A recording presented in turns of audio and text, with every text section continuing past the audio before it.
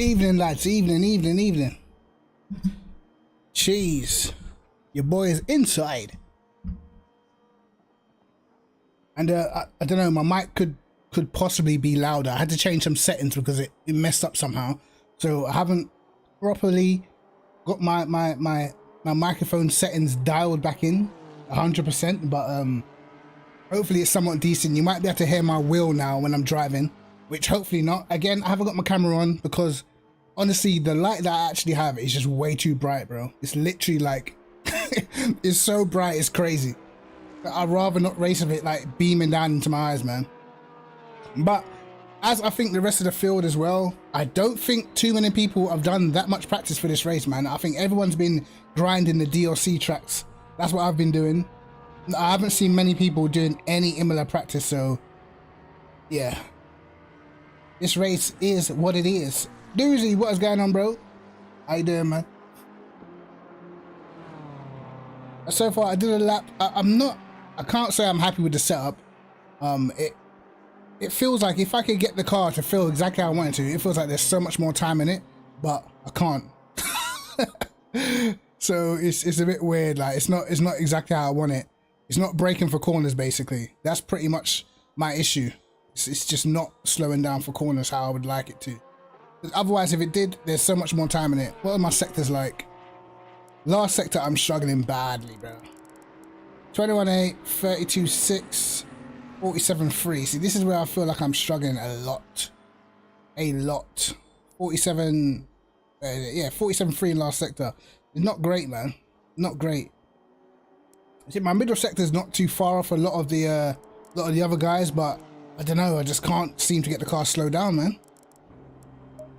Just not happening for me. Yo, Smokey Stoner, what is going on, bro? How are we doing? Well, I see no Dowking today. I know Jardy is not streaming today, bro. There's a lot of people not about, man. I don't think there's no Prenter today either.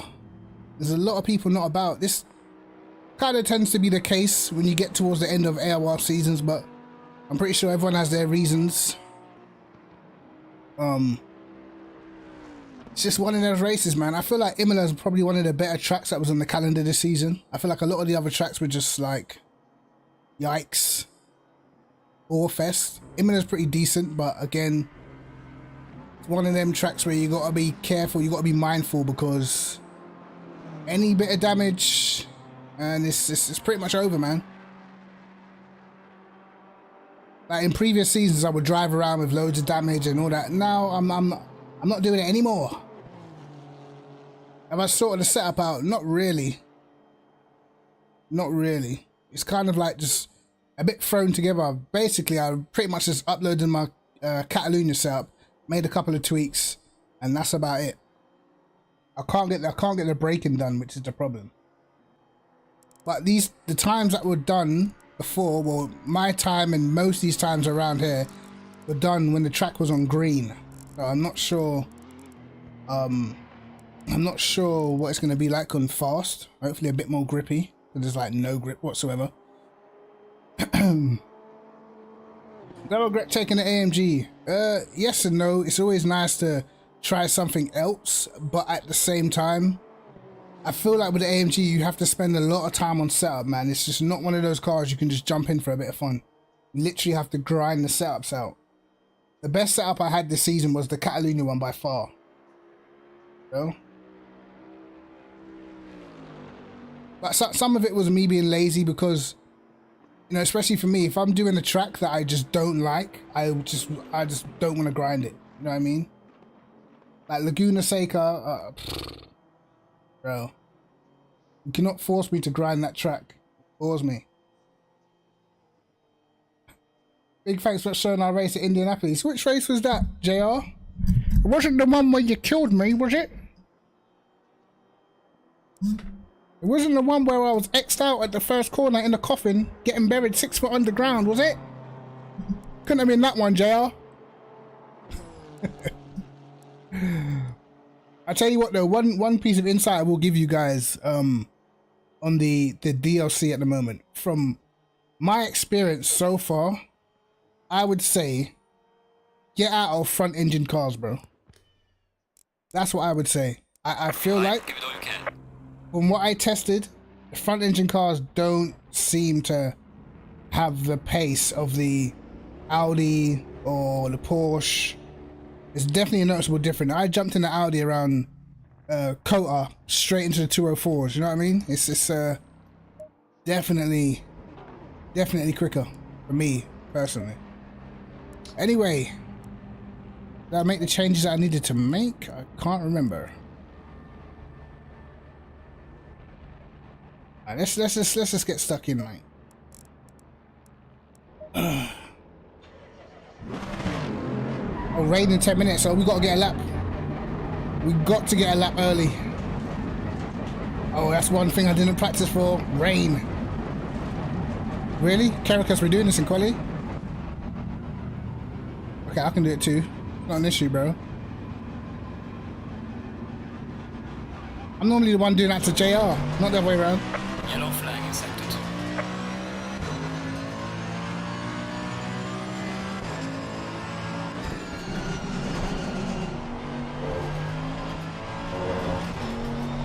Oh my god, it's raining already.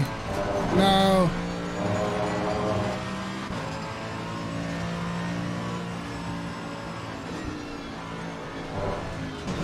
It's this lap or nothing. It's this lap or nothing.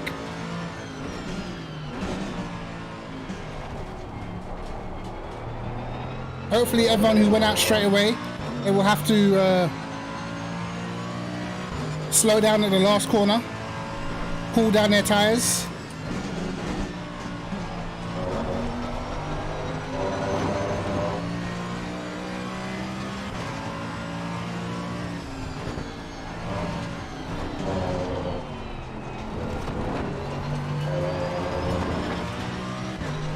It's going to be tricky.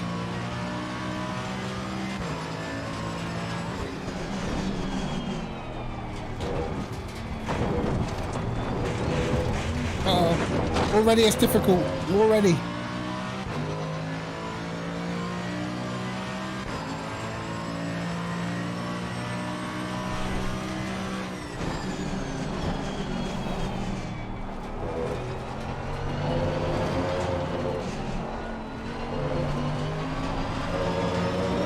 Don't know what the track's going to be saying once we get to turn 1.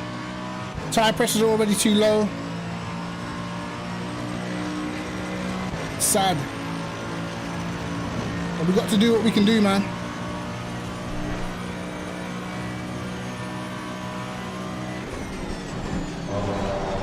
Oh my god. Touch the curb straight away. Wonderful.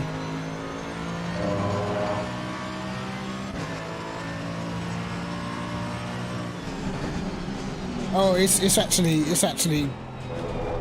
very slippery. Tire pressures are way too low.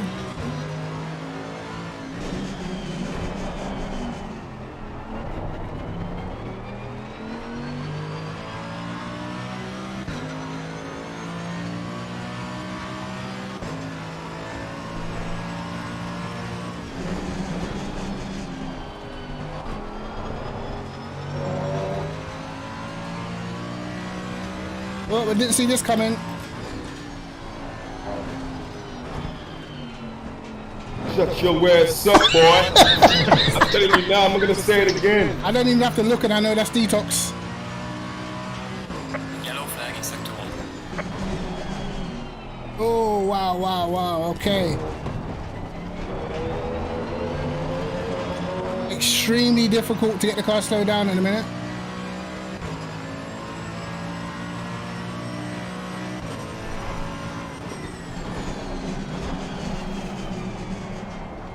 Wet tires optimum. Have we missed a trick, guys? Yellow flag in hand. Watch out in front. People in the pit lane already.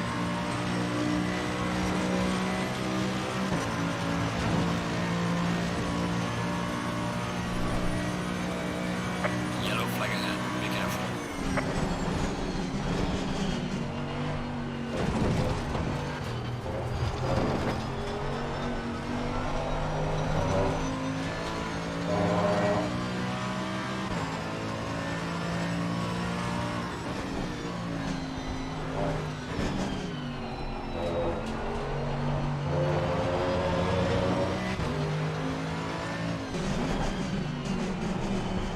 We are hoping that other people invalidated.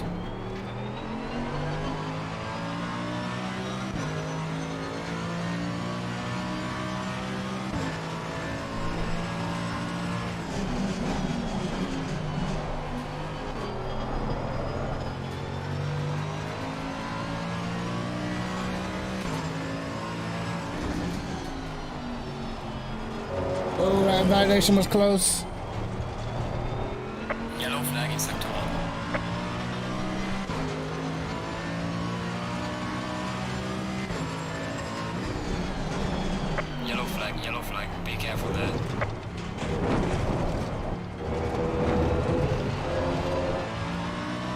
Any sort of lap will do. It's gonna have to. We're being caught out by the weather.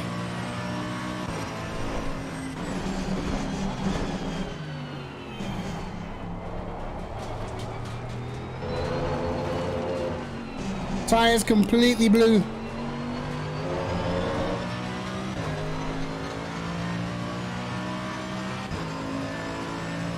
Is it going to be enough to move up the grid anywhere though? Well done, mate. Personal best. Damn, son.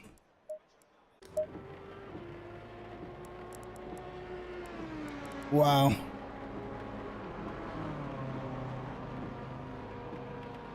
Rain is not what we needed, lads. It's not what we needed. I did not get that lap in at the right time, and I don't think anyone's going to be going any quicker.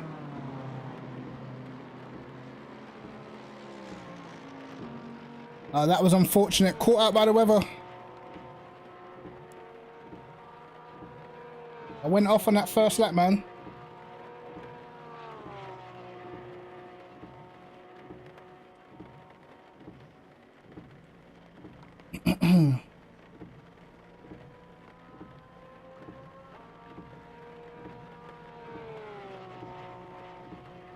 Yo, Clarky, what's happening, man?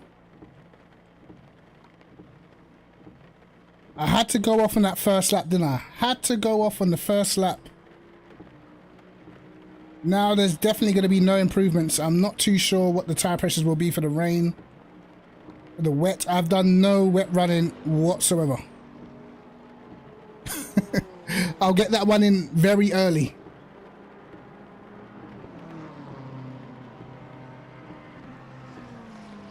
Bro, listen, I have not done anything apart from DLC track since pretty much last week.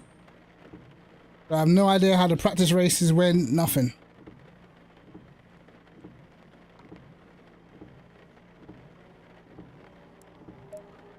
It'll be a sad, sad day. See, I went off on the first lap and still got 49. I probably would have been maybe a second and a half further up, maybe in the 47s, I think. I didn't go off.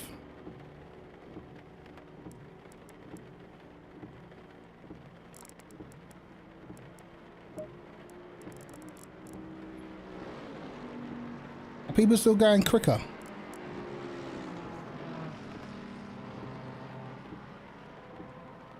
Yeah, Watkins is extremely grippy, man.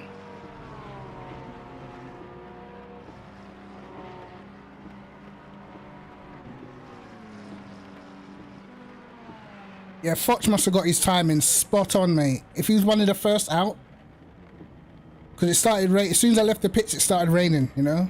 You got your lap in straight away. Perfect. Go out in the wets and see what it's like. It's not a bad plan, to be fair. Right. I haven't even worked out my fuel. That's how deep this is. I'm not going to change the PSIs. I'm just going to run it.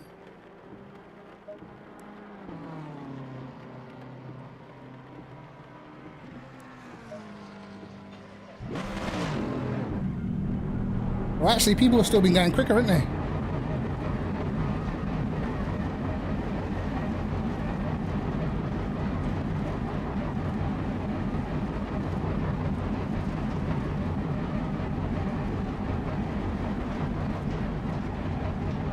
I was sat in the garage gabbing away.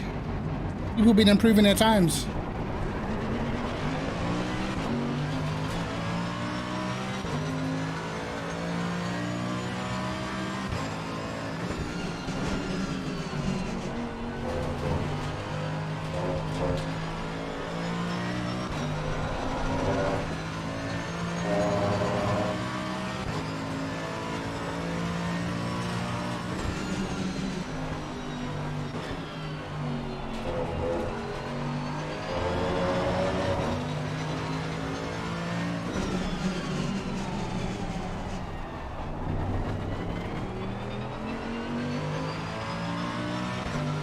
I can't say the car's handling badly, to be fair.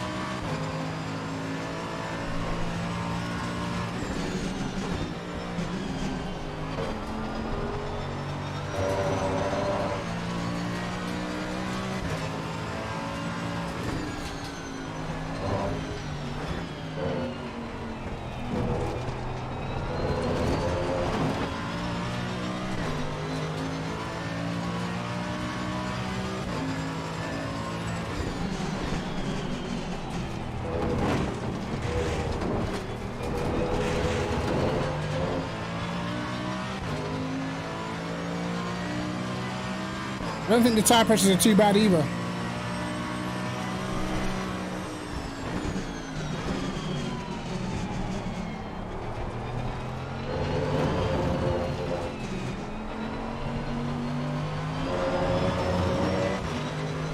All right, let's see. To get 2 laps.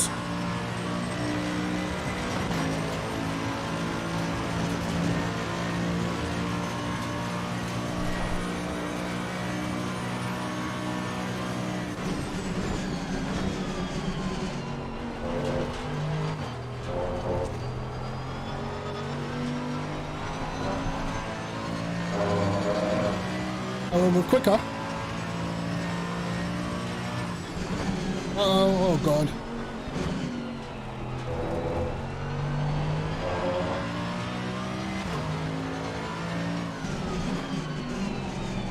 Might have to move my brakes rearward.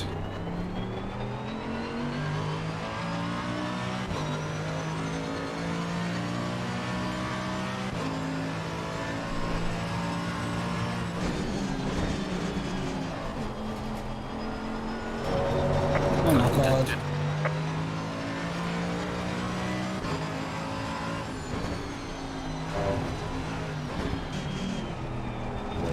Okay, definitely a lot of understeer.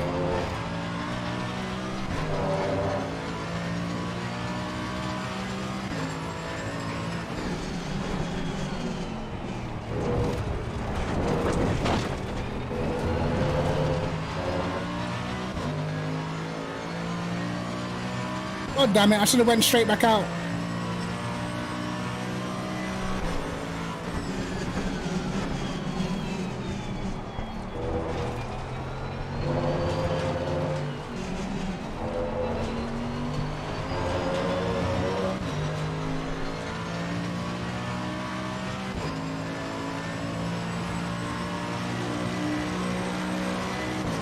Okay, I got 1 lap.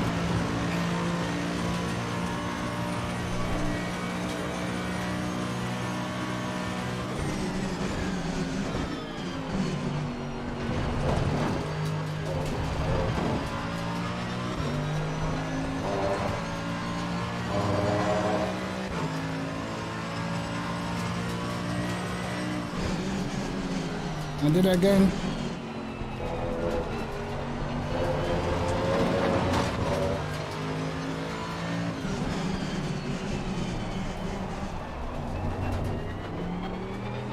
Not a lot of turning through the tight corners.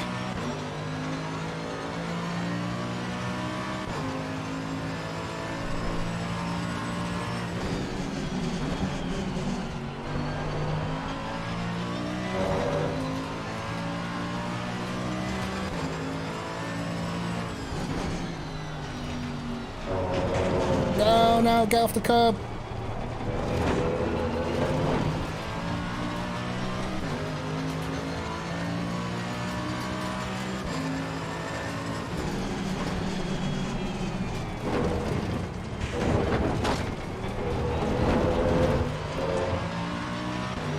This has been a terrible lap.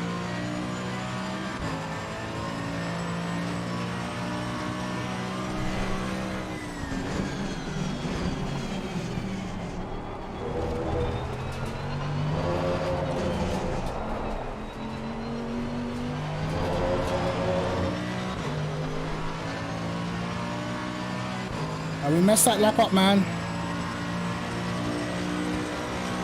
Yellow flag in sector 3. We messed it up. Now over. Unbelievable. We absolutely bottled that lap. Oh, Christ. To be fair, I wouldn't have been that close anyway. Bruh. Sad. What did I do? My last sector and my middle sector were garbage. The first sector was okay. Our Caracas is all the way down here. This is going to be interesting. This is going to be interesting. I genuinely, I don't want to change anything about the car. I don't want to change anything, and then I don't want to do what I did last week, bro. It's looking sad. Definitely sad.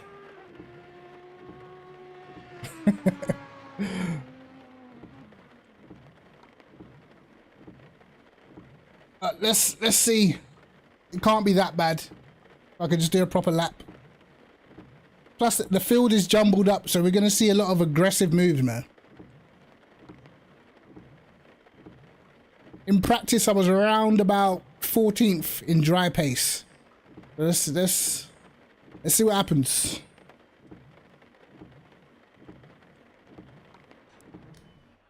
And it is green. Jeez. Okay. Green. How much fuel do I need, bro?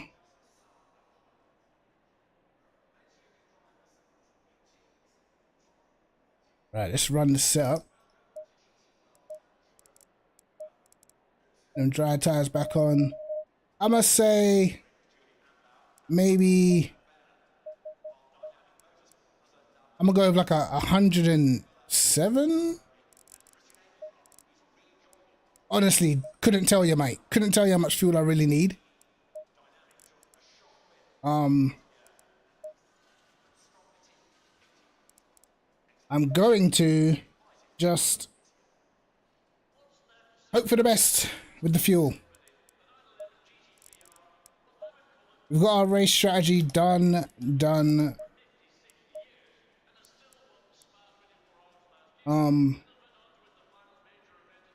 I don't know whether to lower my front ride height, get a bit more turning, but I don't want it to be sketchy as hell through the downhill section. No?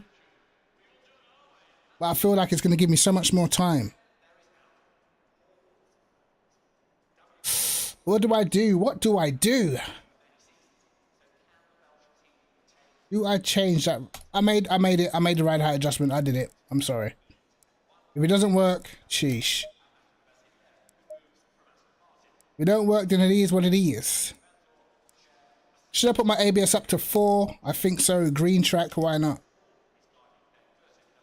Everything else, I think I'm chilling, I think. Right?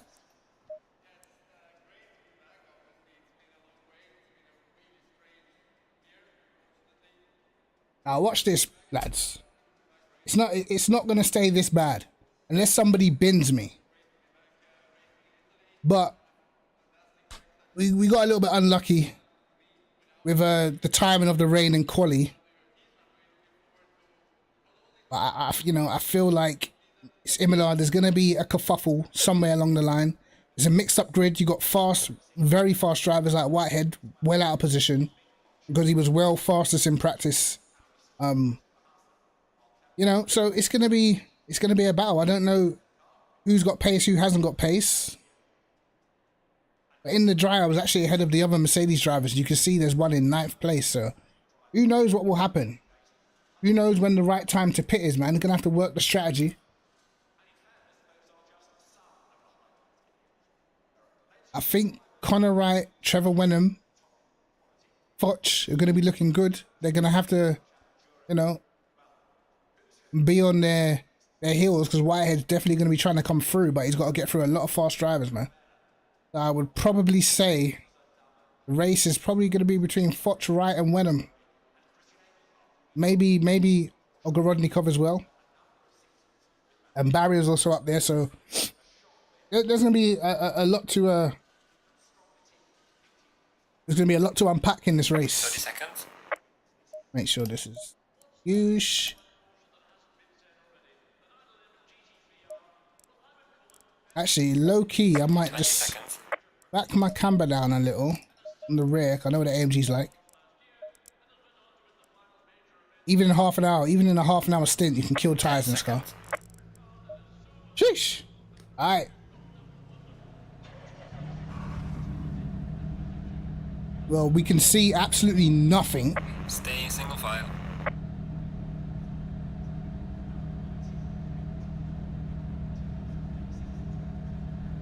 We're not going to take any risks. We're right at the back, so we generally just don't need to.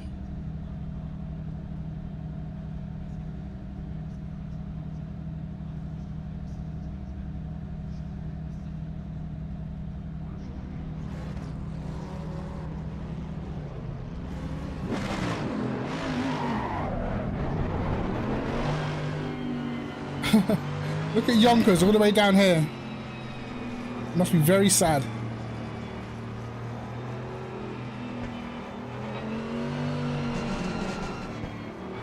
It's all about that timing in a qualifying session like that, man. And I made a mistake on that first lap. That really pretty much just killed everything.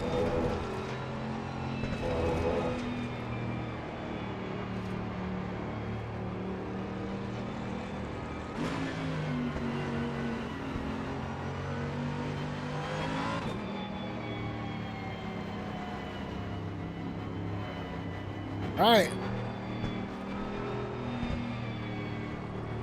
Our last outing in the AMG.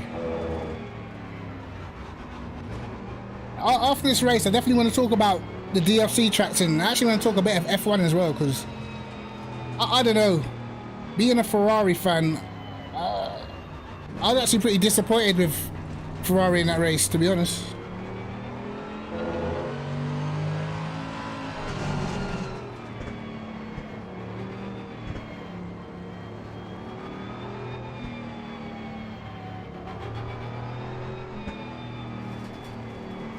Let's see if for the final race of the season whether they can keep it clean.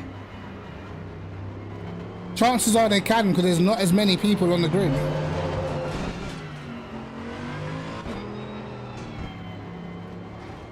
I've done no heavy fuel testing, no actual race runs, so whatever will be will be. I'm definitely guilty of completely and utterly just grinding the DLC, bro.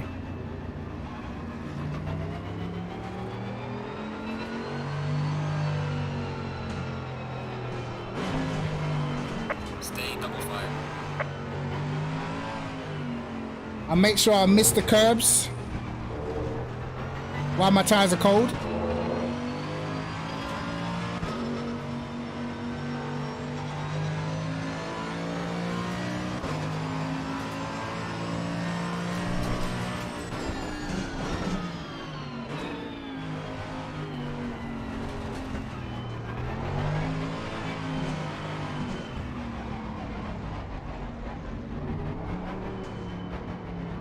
Brakes nice and warm, tires getting warm.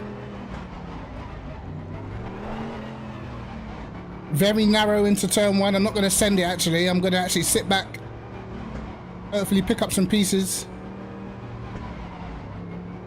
I'm going to let them get a bit of a lead so I can actually see what's going on.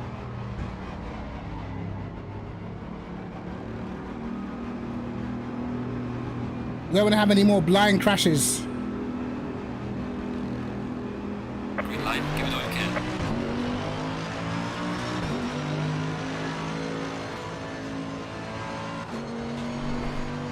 Alright, here we go. It's clean so far, it's clean so far.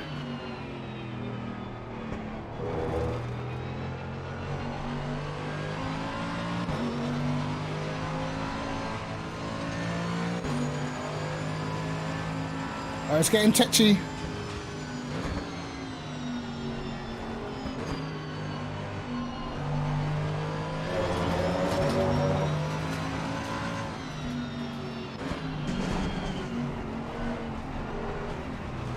Car on the right. Clear on the right. Okay. Car on the left. Clear on the left. We slowed down just in time for that one. I thought there was going to be a bigger crash.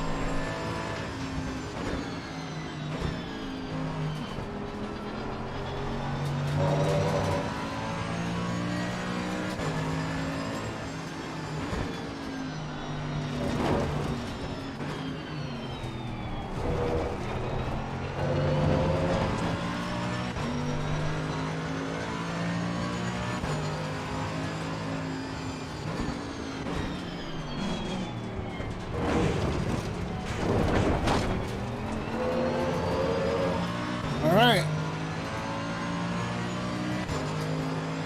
We still got to be careful.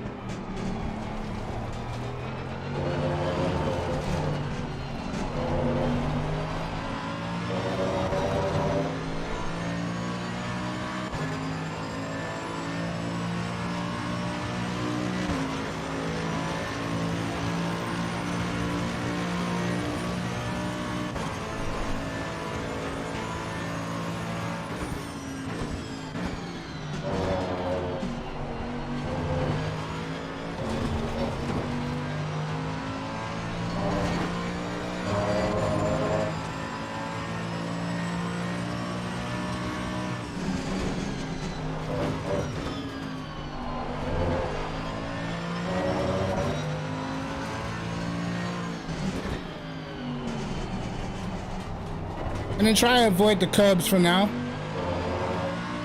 I want to start losing pressure in my tires already.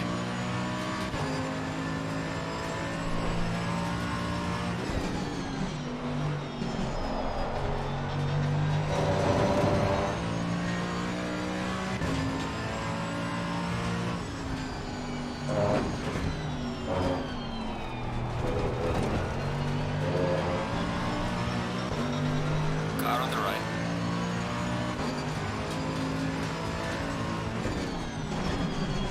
Clear on the right. Oh, Car on the right. Clear on the right. we took avoiding action before anything even happened.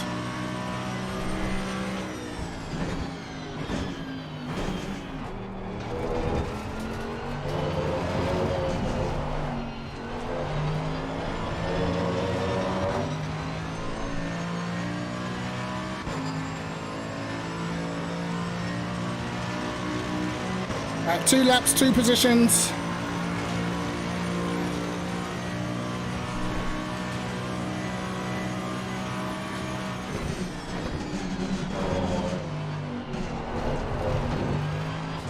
Wow. Car on the left. Clear on the left. Car on the right. Clear on the right.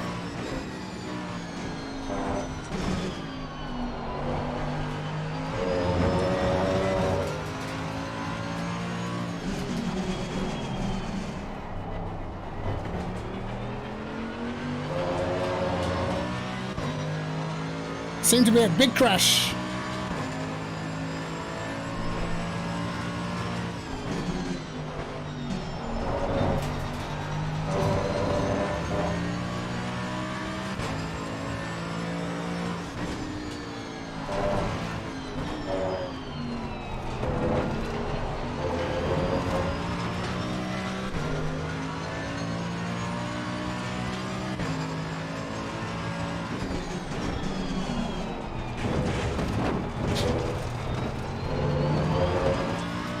Of course, being an AMG, I can take advantage of the softer ride over the harsher curbs.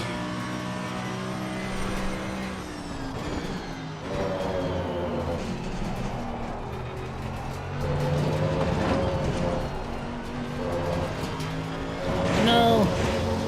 Car on the left. Clear on the left. The aero wash was insane.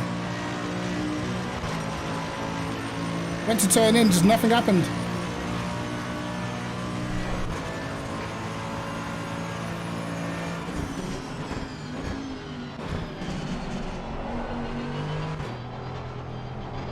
Car on the left.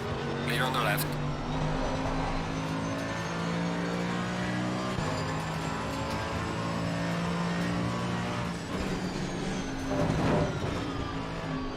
Luckily got the place back.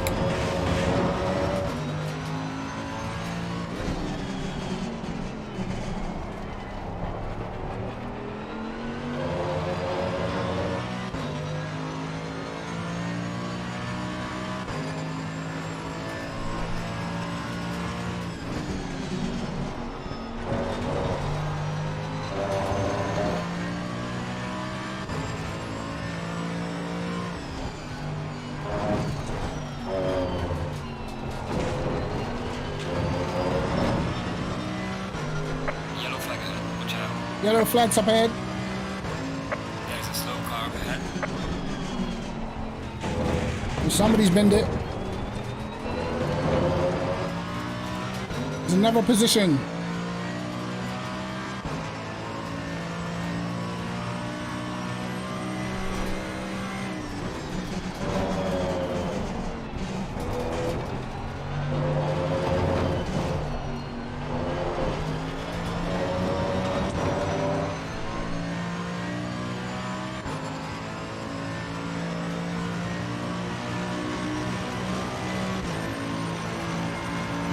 Well done, mate. The fastest lap so far.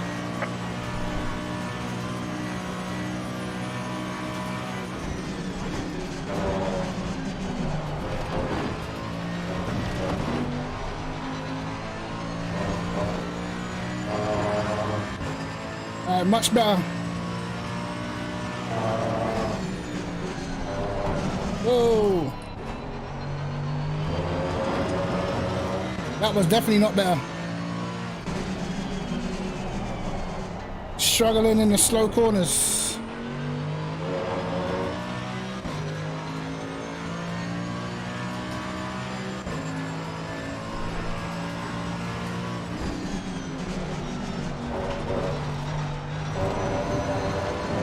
I broke my back. What do you mean by that? You broke Back is broken. Spinal.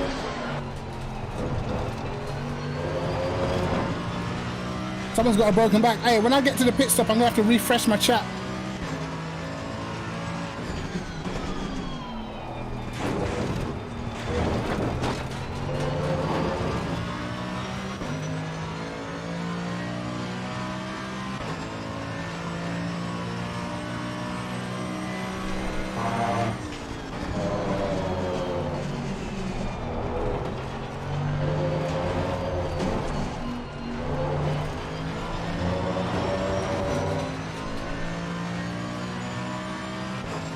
I can just stay mistake-free. Bow out already in the pits. Losing time to the car in front in sector 2.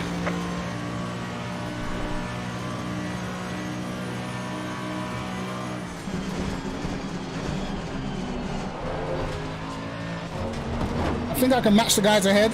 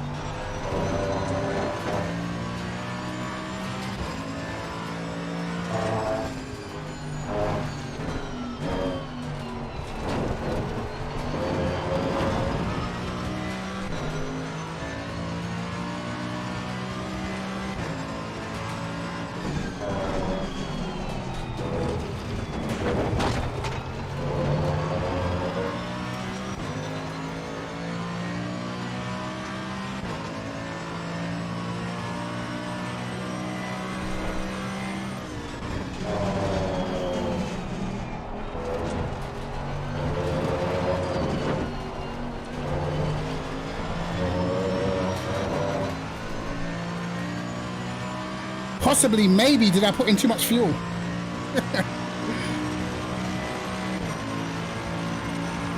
done, mate. Personal best.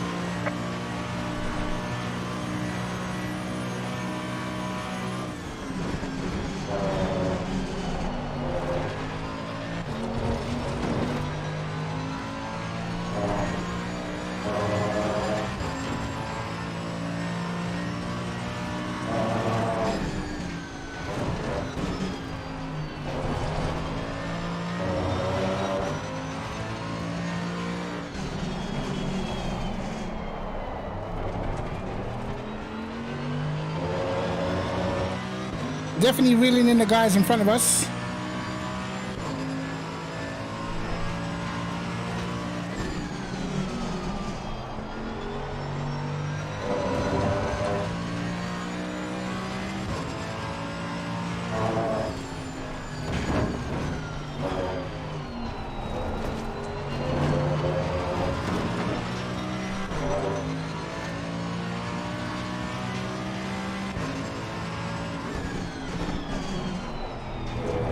Oops.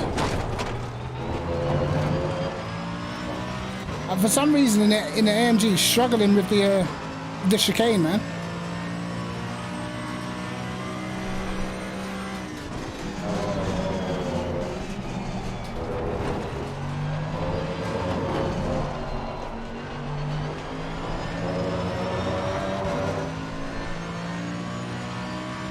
Phillips pits.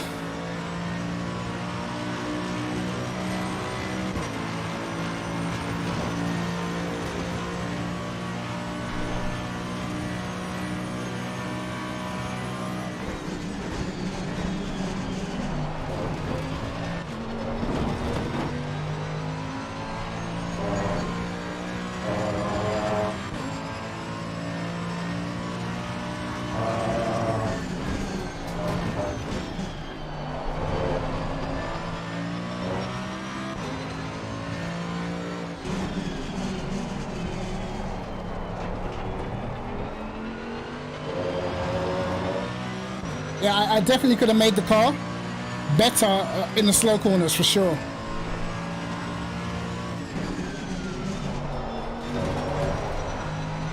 Uh-oh, that's one. You're given a warning for exceeding track limits.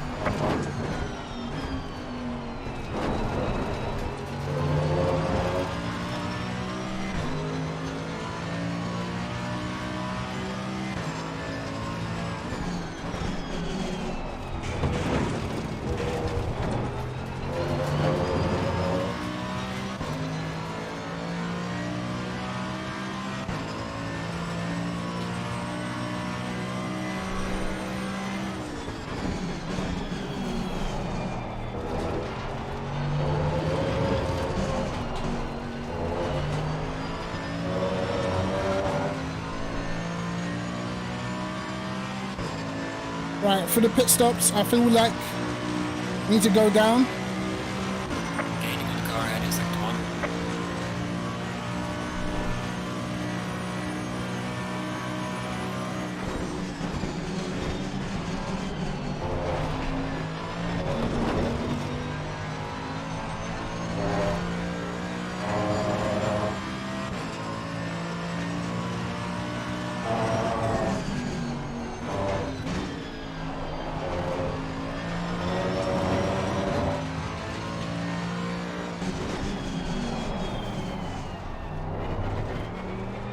Wow, such a struggle.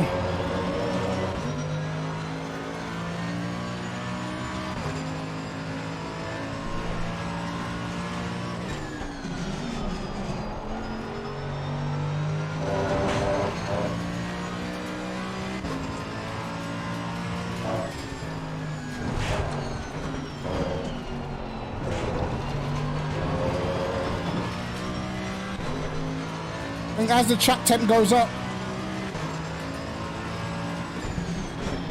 so with the tire pressures.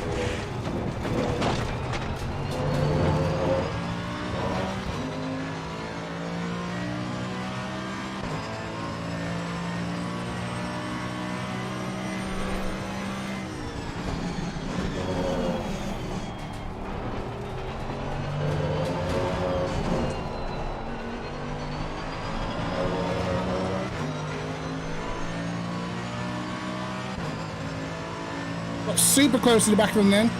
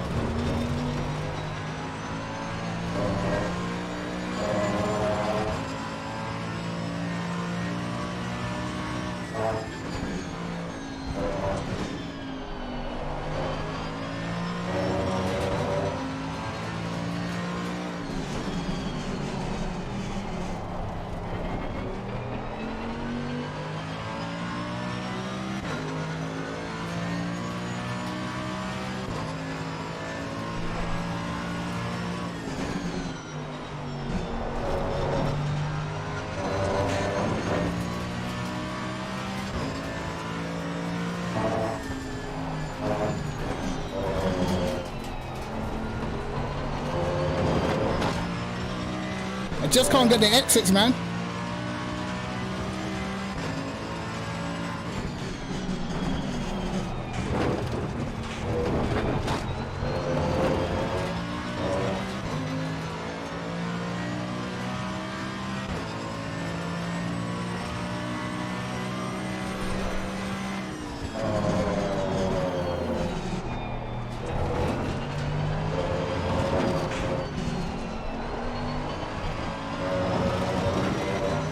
Oh, he struggled a bit out of there.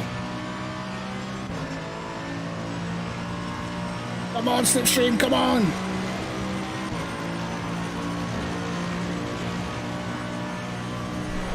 Car on the left. There's a slow car ahead. Clear on the left.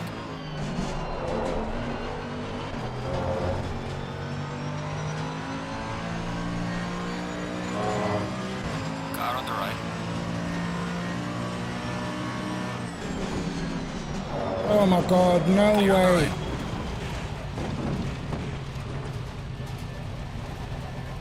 Slow car ahead.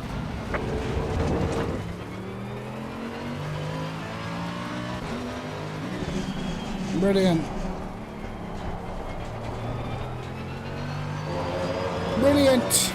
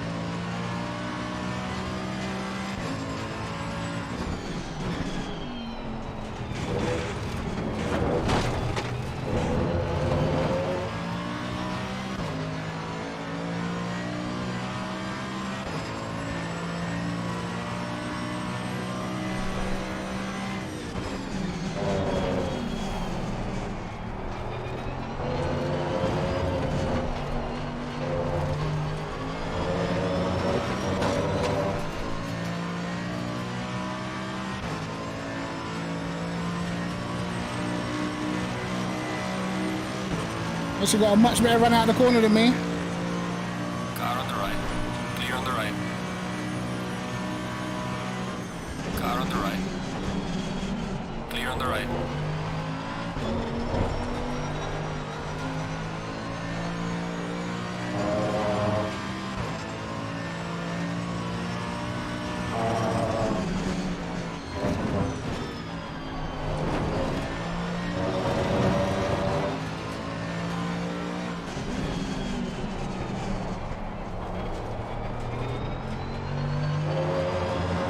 Maybe it's time to pit.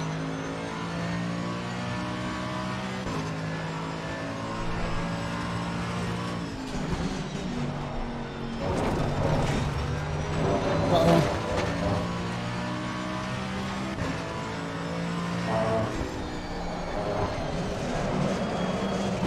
Christ.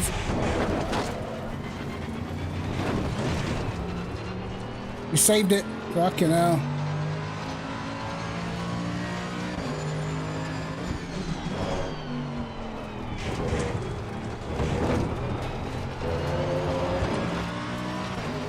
Definitely time to pit.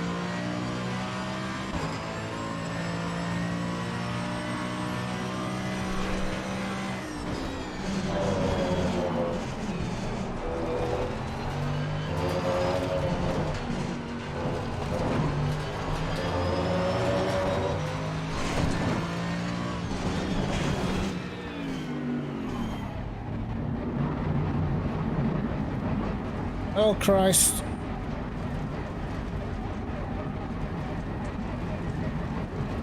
That was a...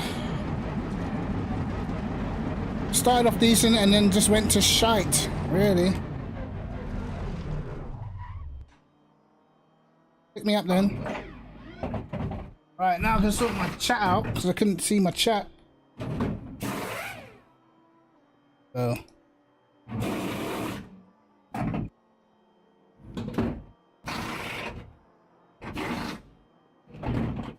Sorry guys, I missed all your messages, man. I don't know whose fault that was. I'll have to look back at it. I know our race is definitely ruined now. Mandatory stop is now clear. Let's go, go, go, go.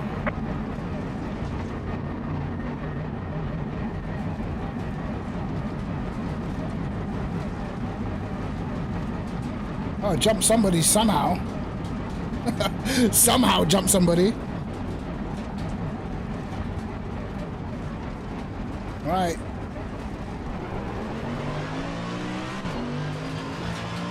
Faster car approaching, watch out.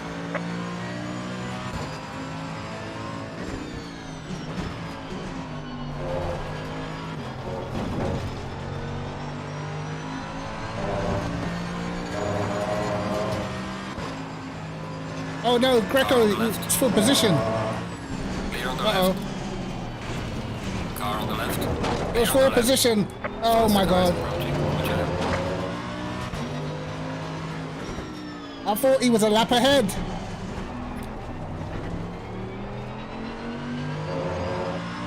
Okay, now I'm officially upset. I'm officially upset.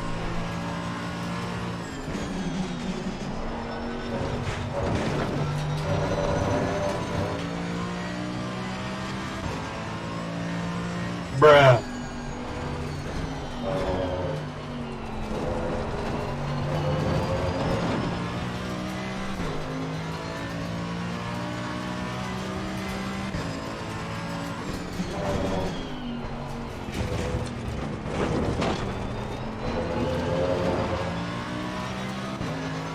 That was not the plan. That was not how to execute the plan.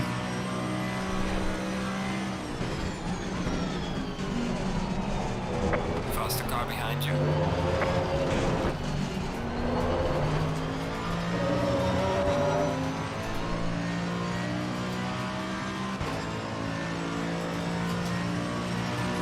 Right, we need these two ahead to battle.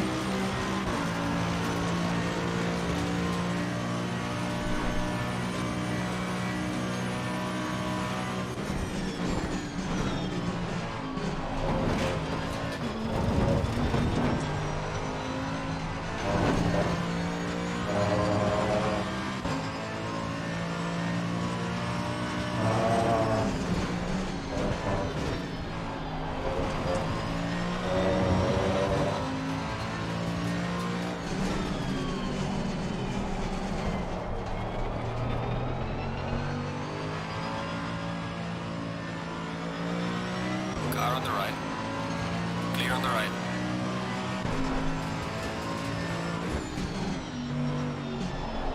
Do not pit before you catch him, otherwise I'll be even more upset.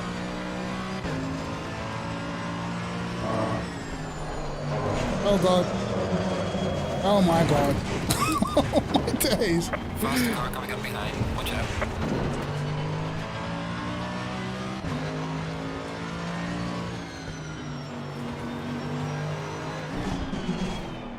Keep dying at the same point. Faster car is approaching.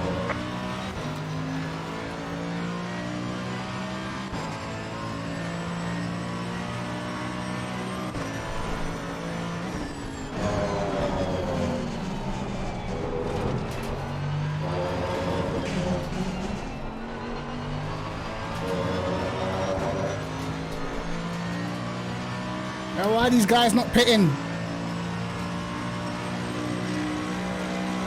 What are you waiting for, pit?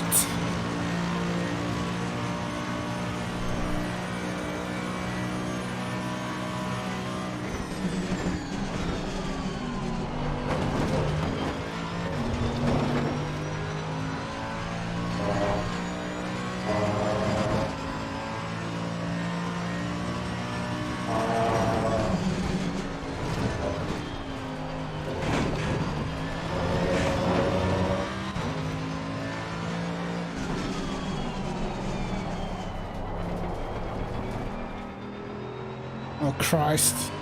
Car on the right. Clear on the right.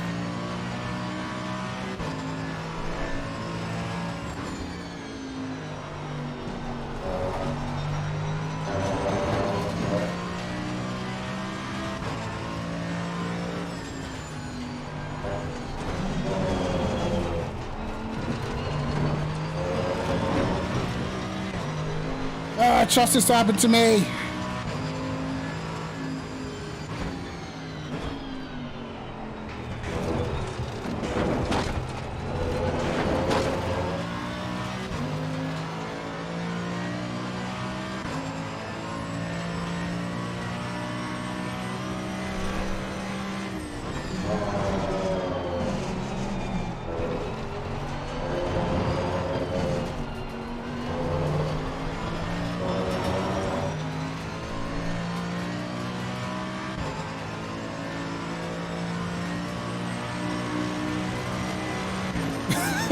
Won't find out in NASCAR lobbies, never.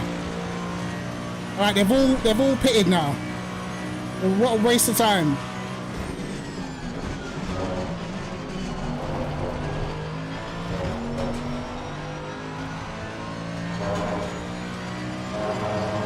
Now 10 seconds behind Greco and them. I was in front of him.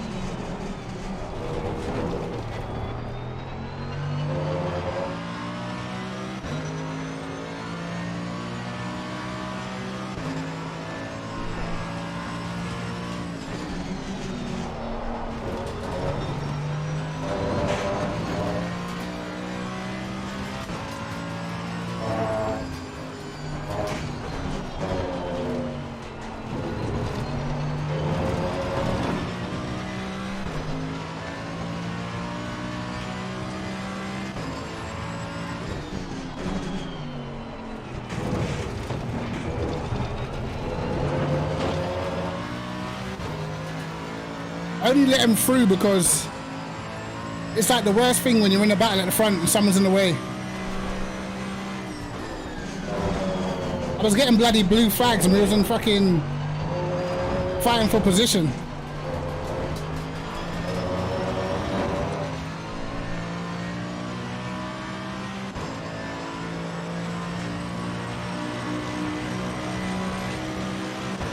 Losing time to the car in front in sector 3.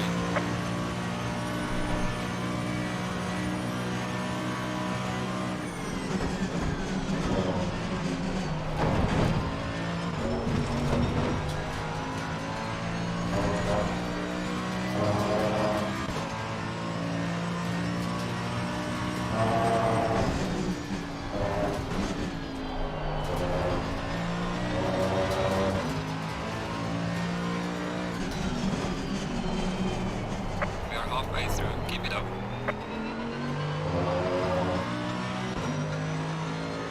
I think maybe I can lose the extra ABS now.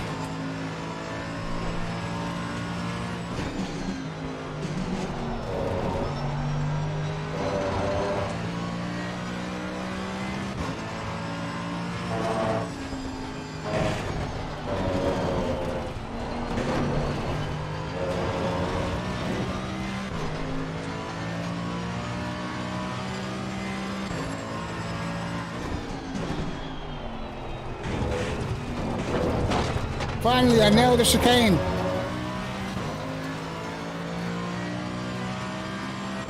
Oh my god, look how much time I got in hand. Fuck me.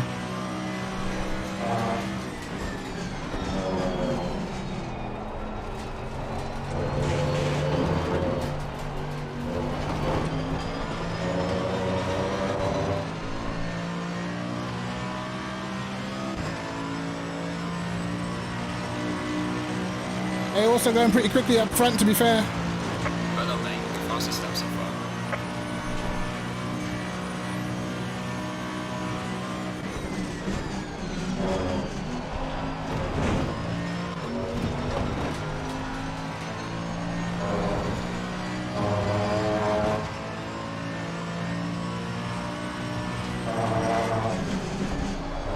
No, no, no, no, no, no, no, no, no, no. Oh my Got some god. light damage on the front of the car. Fuck me.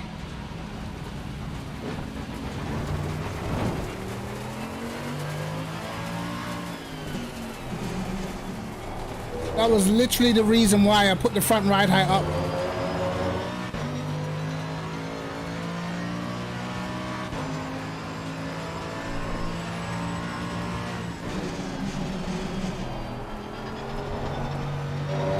I don't think the damage is big.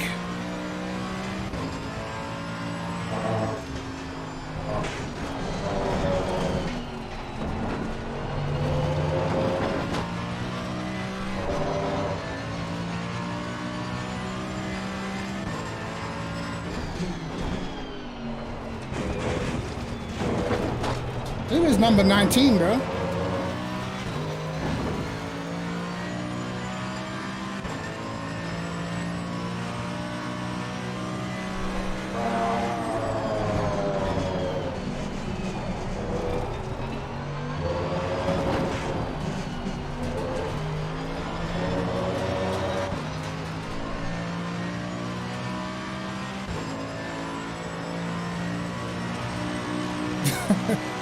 ABS free power. Oh man.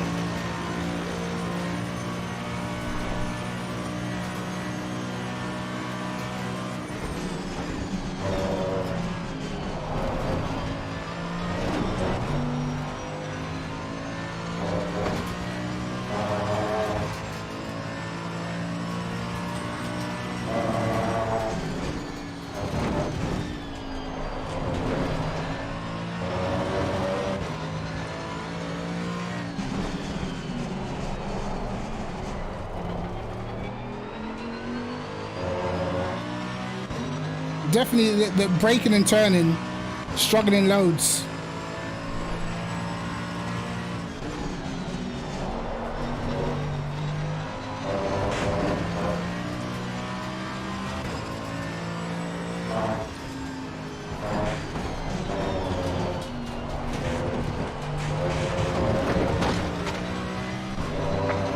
Warning for exceeding track limits.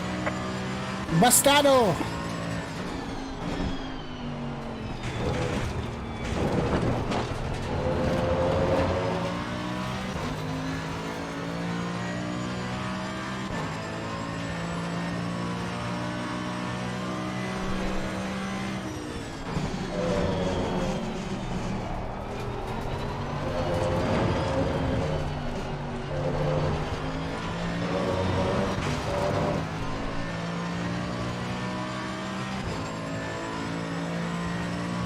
Last warning. How much warning? Now I got two more.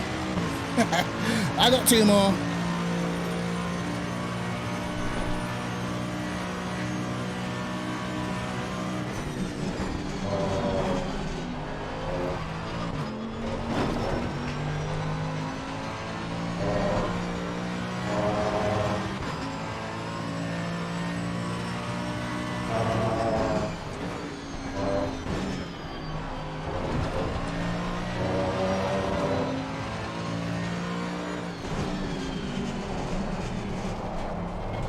It literally all went wrong from that first crash with Dietrich.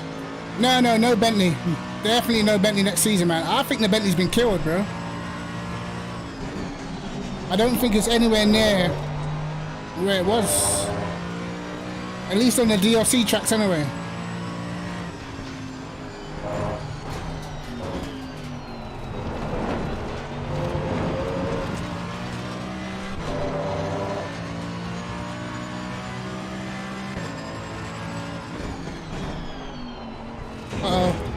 That was sketch. I take it that he got that penalty for our crash. Definitely. That means they thought it was his fault. Uh-oh.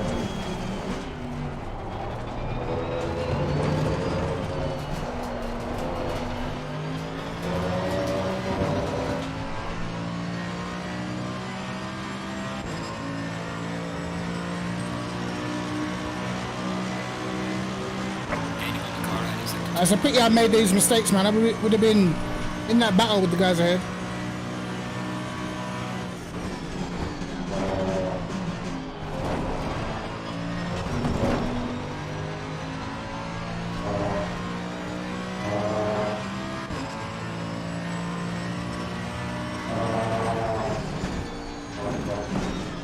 But the car's sketchy around here for sure.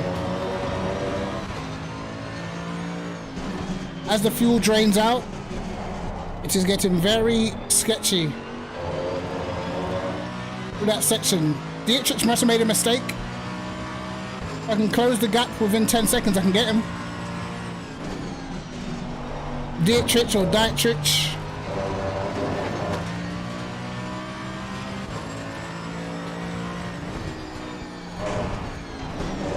What the hell?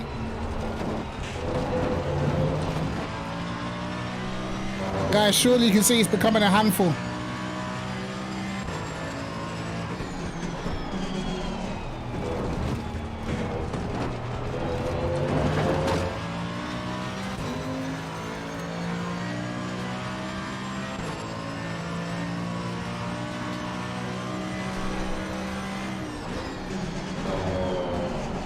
I wonder if Dietrich had another incident with Greco. Because Greco dropped behind Hacker, so maybe. Oh no, he's left. He's gone. Dietrich is gone. He said, screw the penalty, I'm out of here.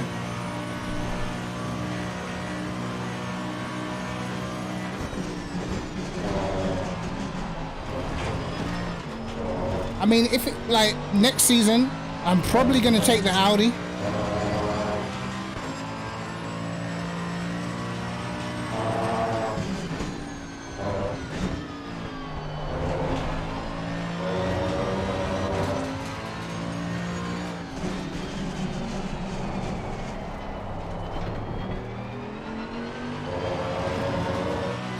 Drive through for Phillips.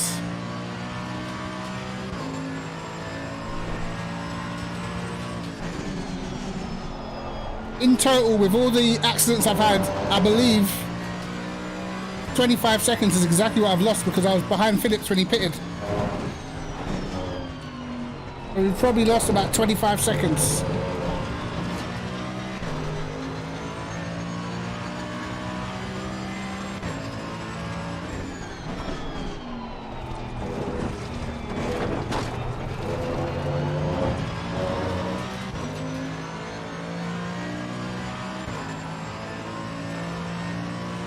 Or was it my incident? I didn't even know whose fault it was, to be honest with you. But I know I was pretty close to the curb, you know. Man like Dowking. What are you saying, bro? How's the race going? It started off pretty good. Then I had a few incidents with a few people.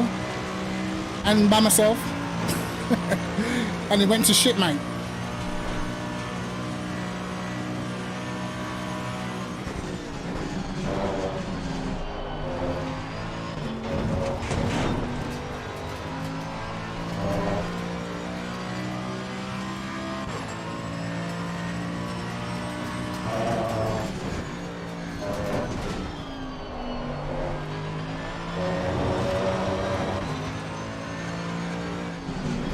I made a silly mistake coming out of the pits.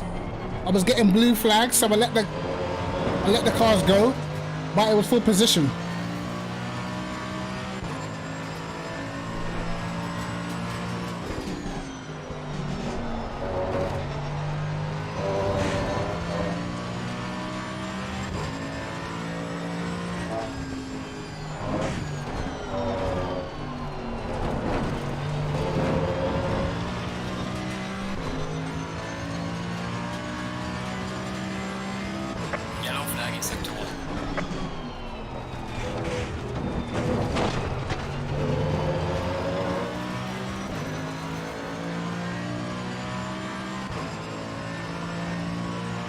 Really long gay. Wait, what?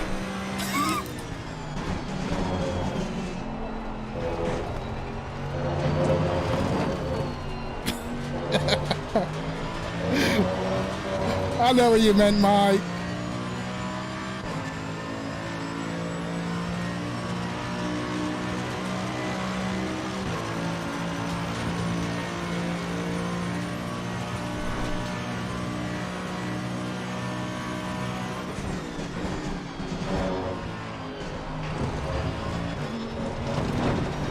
But to be honest, guys, all I've been doing is just grinding the DLC tracks.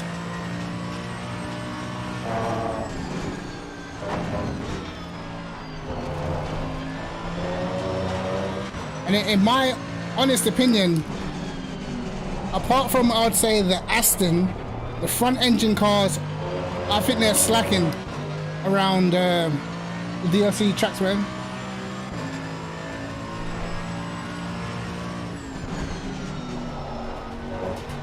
I can't get anywhere near the Audi time that I did in the Bentley. I'm talking nowhere near.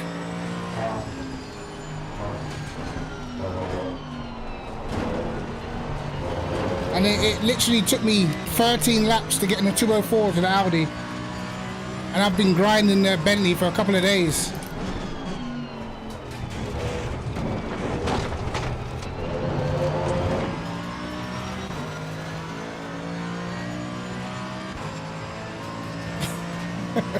You're reading too many Cage's messages, eh?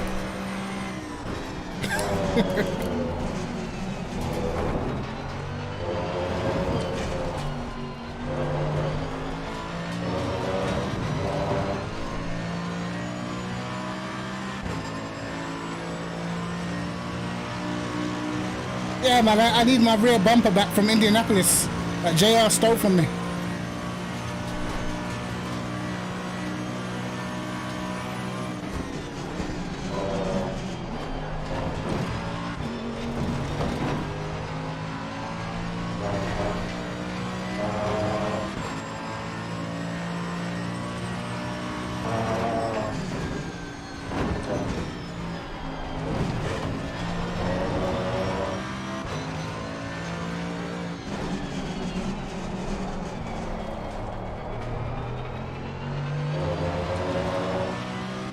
Someone else got to drive through.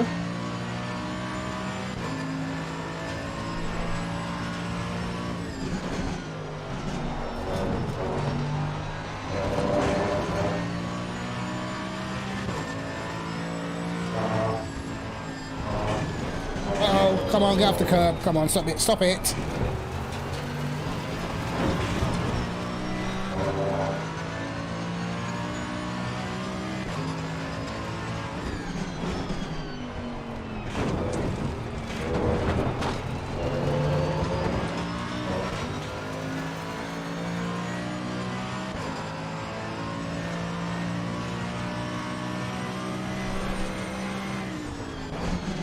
I mean, honestly, if the DLC tracks never came out, I probably would have put a lot more time into this last race, but man, I was too busy grinding, man.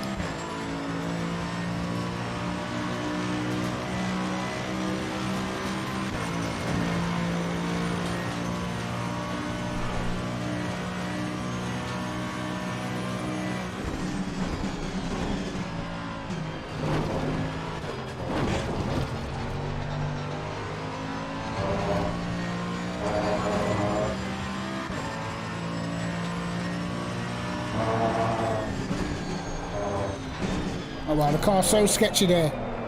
Oh my god, oh my god. Saved it.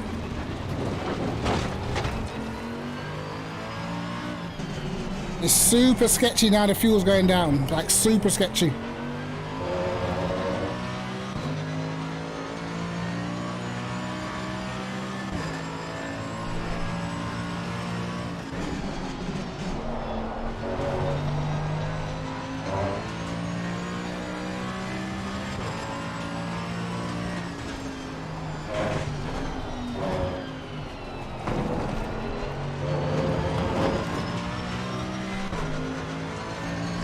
Still out of reach? What do you mean out of reach?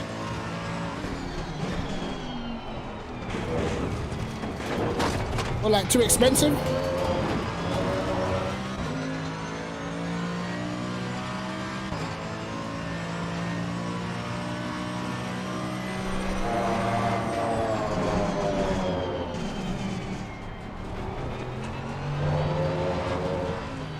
Wow, this guy had a drive-through. Is he still going to be in it? No, he's not. Fuck. Oh, it's skin because you upgraded the wheel.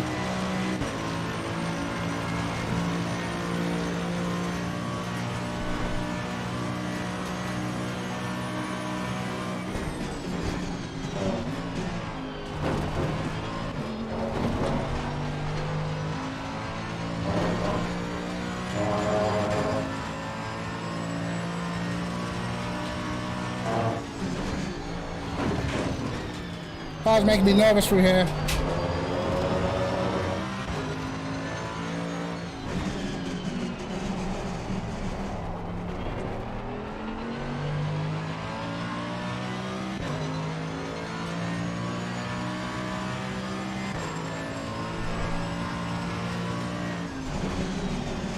What wheel you got now then?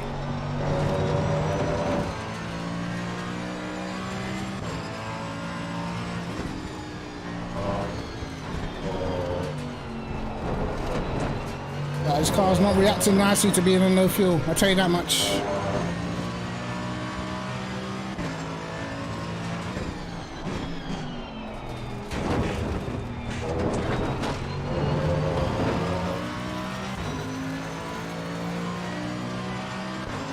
How much?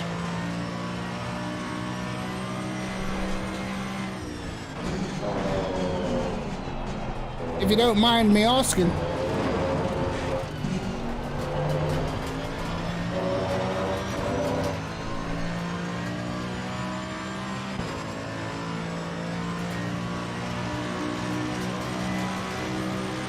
Drive-through for car number 2.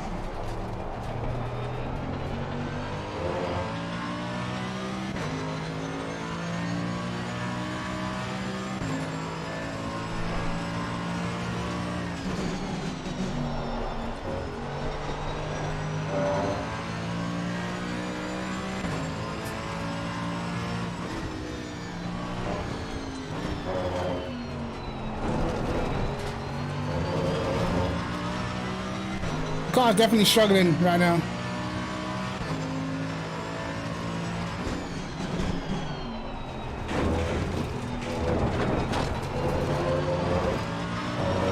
Drive-through cleared. Wow, he was well in front.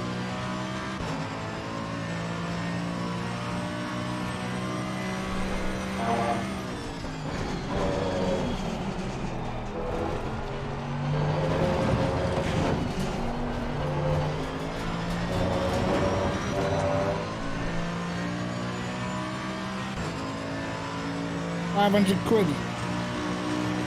Nice.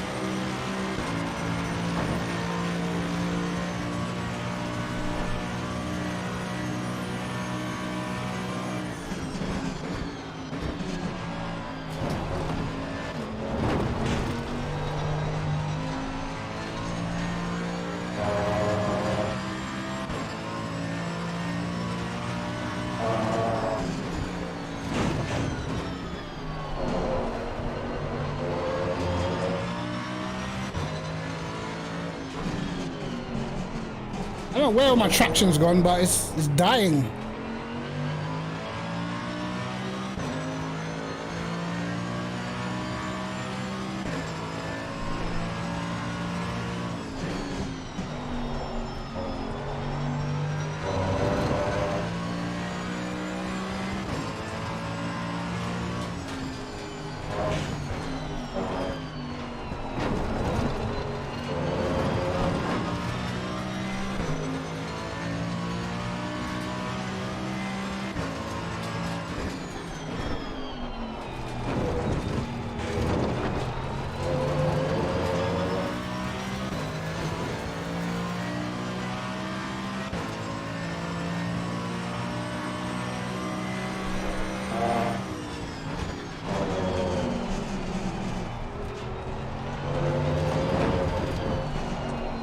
Maybe my tires are just dead because I've had so many offs.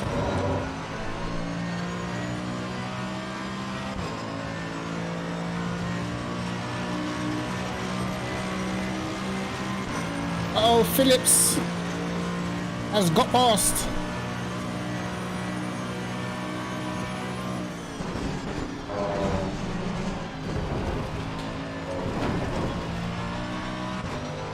This car's rotating so much by itself.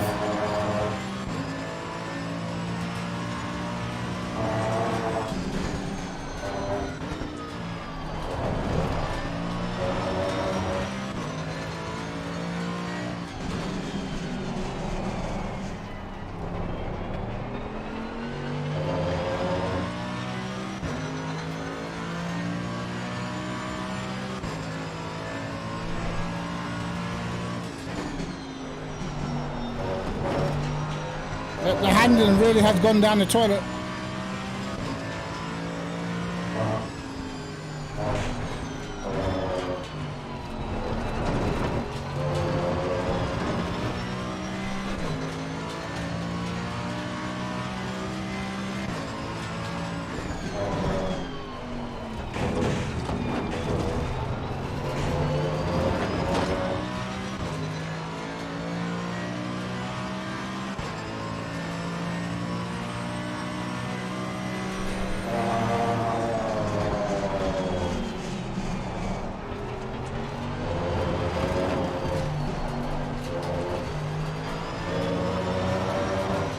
Five-second penalty for Greco. Not that it's going to matter.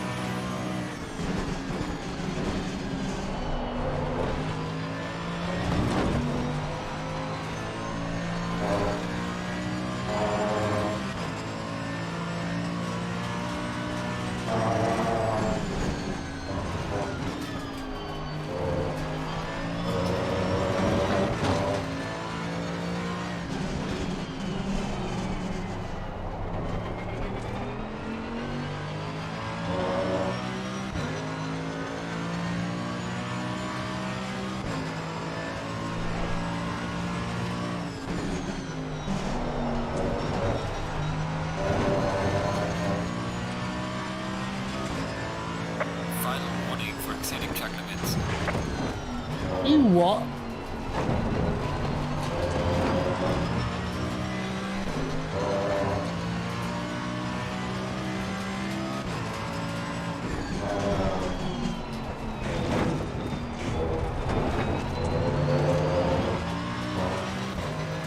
Okay, now I'm on a 1E.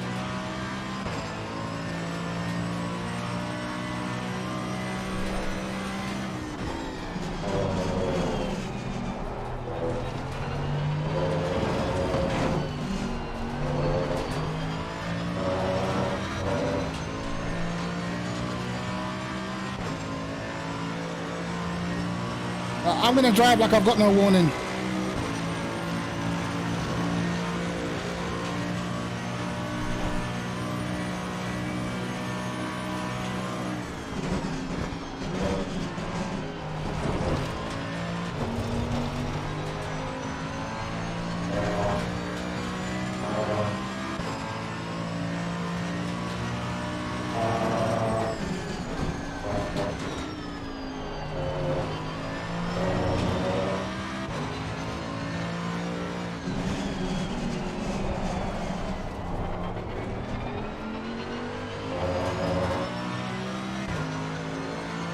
Oh, Phillips must have made a mistake.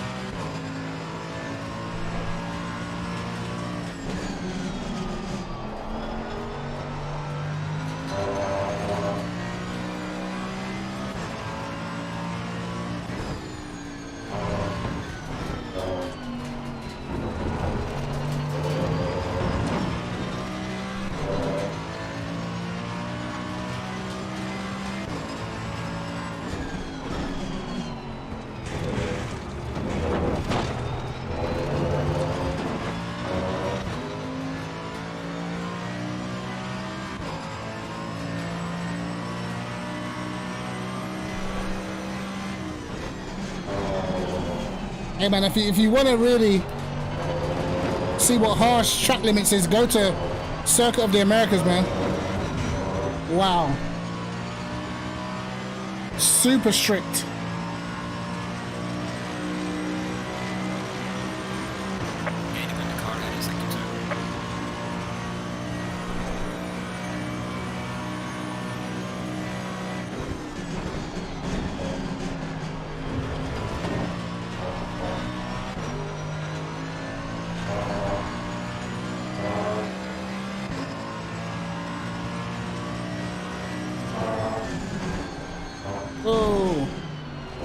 Almost went again.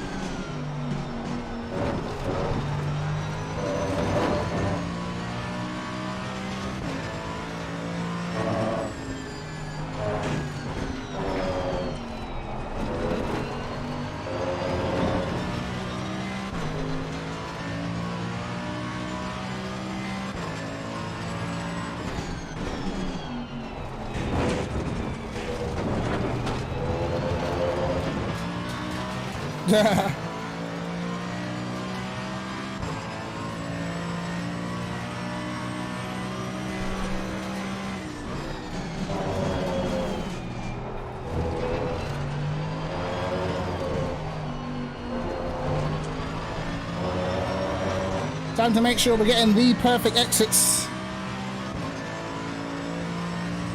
What's my new favorite track? I like them all, man. But I really like the way it feels nailing a lap around Kota. Sector 3.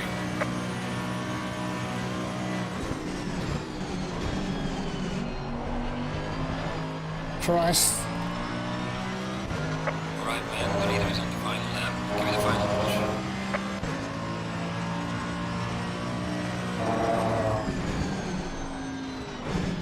Look, it's trying to kill me. Car on the right. Clear on the right.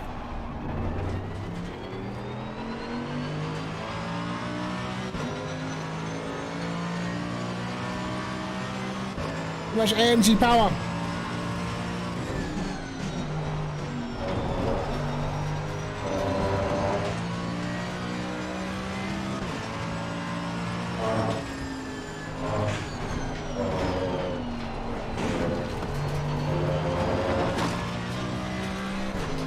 Make them battle, that's the trick.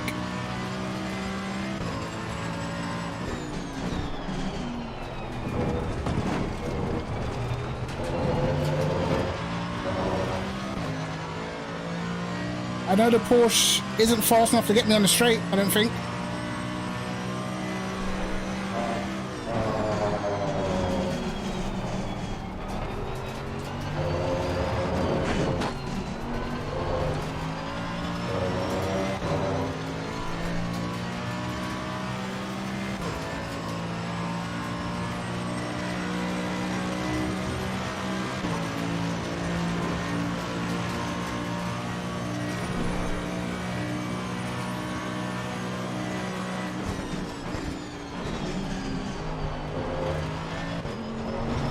Leader has finished the race.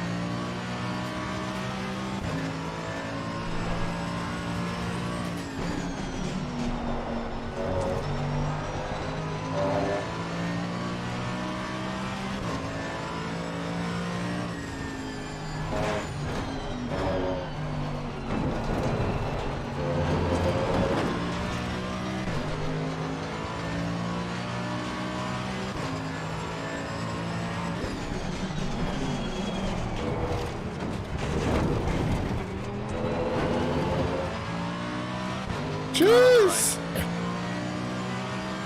AMG power is saving me right now. Clear on the right. Car on the right. Clear on the right. Oh no! Car on the left. Clear on the left. He didn't want to stop. Car on the right. I'll get this guy probably. Maybe. Clear on the right. Car on the right. Alright, mate. Race is over. Good job. You did the best you could. Take it easy in the lap. It didn't want to stop, lads.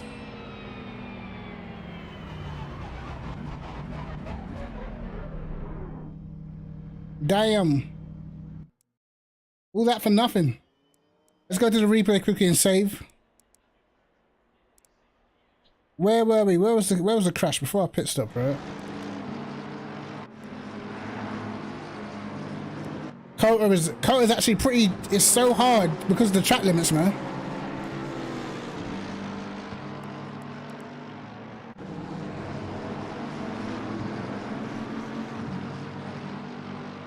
Yeah, Audi next season for sure. Let's have a look at this. I mean, it's a hard corner to make an overtake anyway. Yeah, wow, he just turned in. God.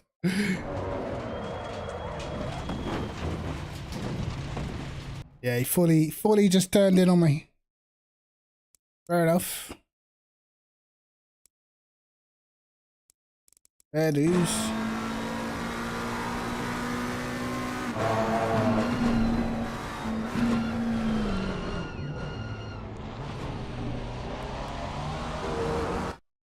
Wow.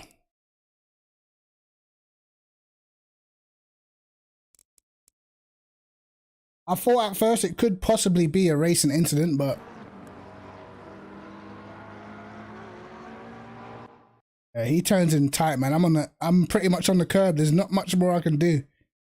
There ain't much more I can do, lads. I put the car on the curb, he still turned into me. Pretty much from that moment, it was downhill the rest of the way, man. From that moment, it was downhill. Because we were like almost on the back of this little group, you know? He got a 10-second penalty for it. I came out of the pits ahead of Hacker. This is my pit stop.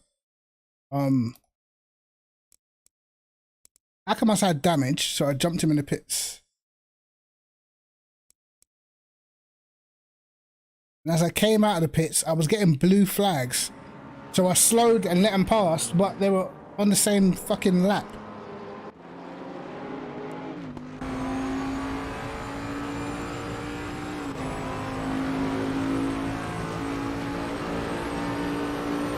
See, there I am out of the pits. See, they passed me, but I was still getting blue flags. And then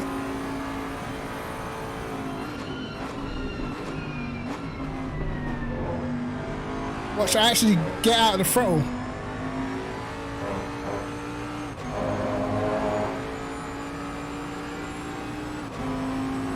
You see that? You see that blue flag right there? I don't know if you guys saw that.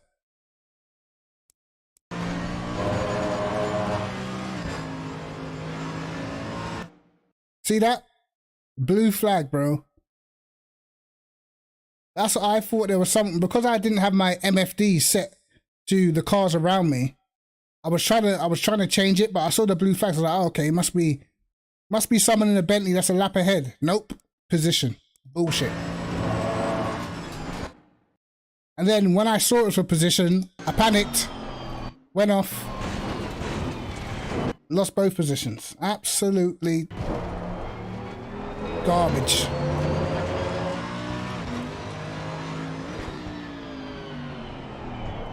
Super sad, man. Super sad.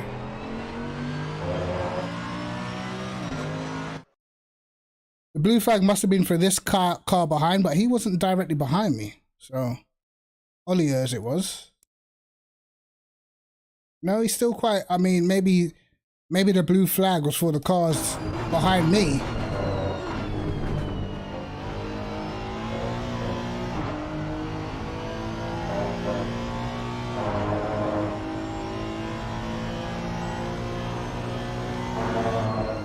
Oh, fuck me, I wasn't to know, but there's blue flags everywhere. You know? Fuck it hell.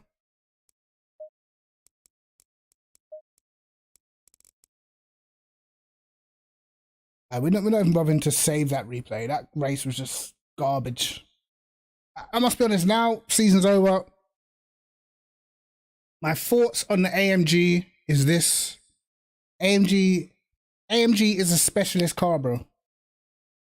You need to have the setups. I had one very good setup this whole season, but I got binned, so I never got to use it properly. And that was Barcelona. And that setup was nice. But in general, if you're not spending a good chunk of time, you know, setting up the car properly, it's a hard car to tame, because it, like, you can make it feel nice, but the moment you put fuel in it, it feels completely different, bro. And add to that, the tire wear is a struggle most of the time. I find the tire wear, I don't normally struggle with tire issues, but in the AMG, I definitely struggle a bit with tire wear, for sure.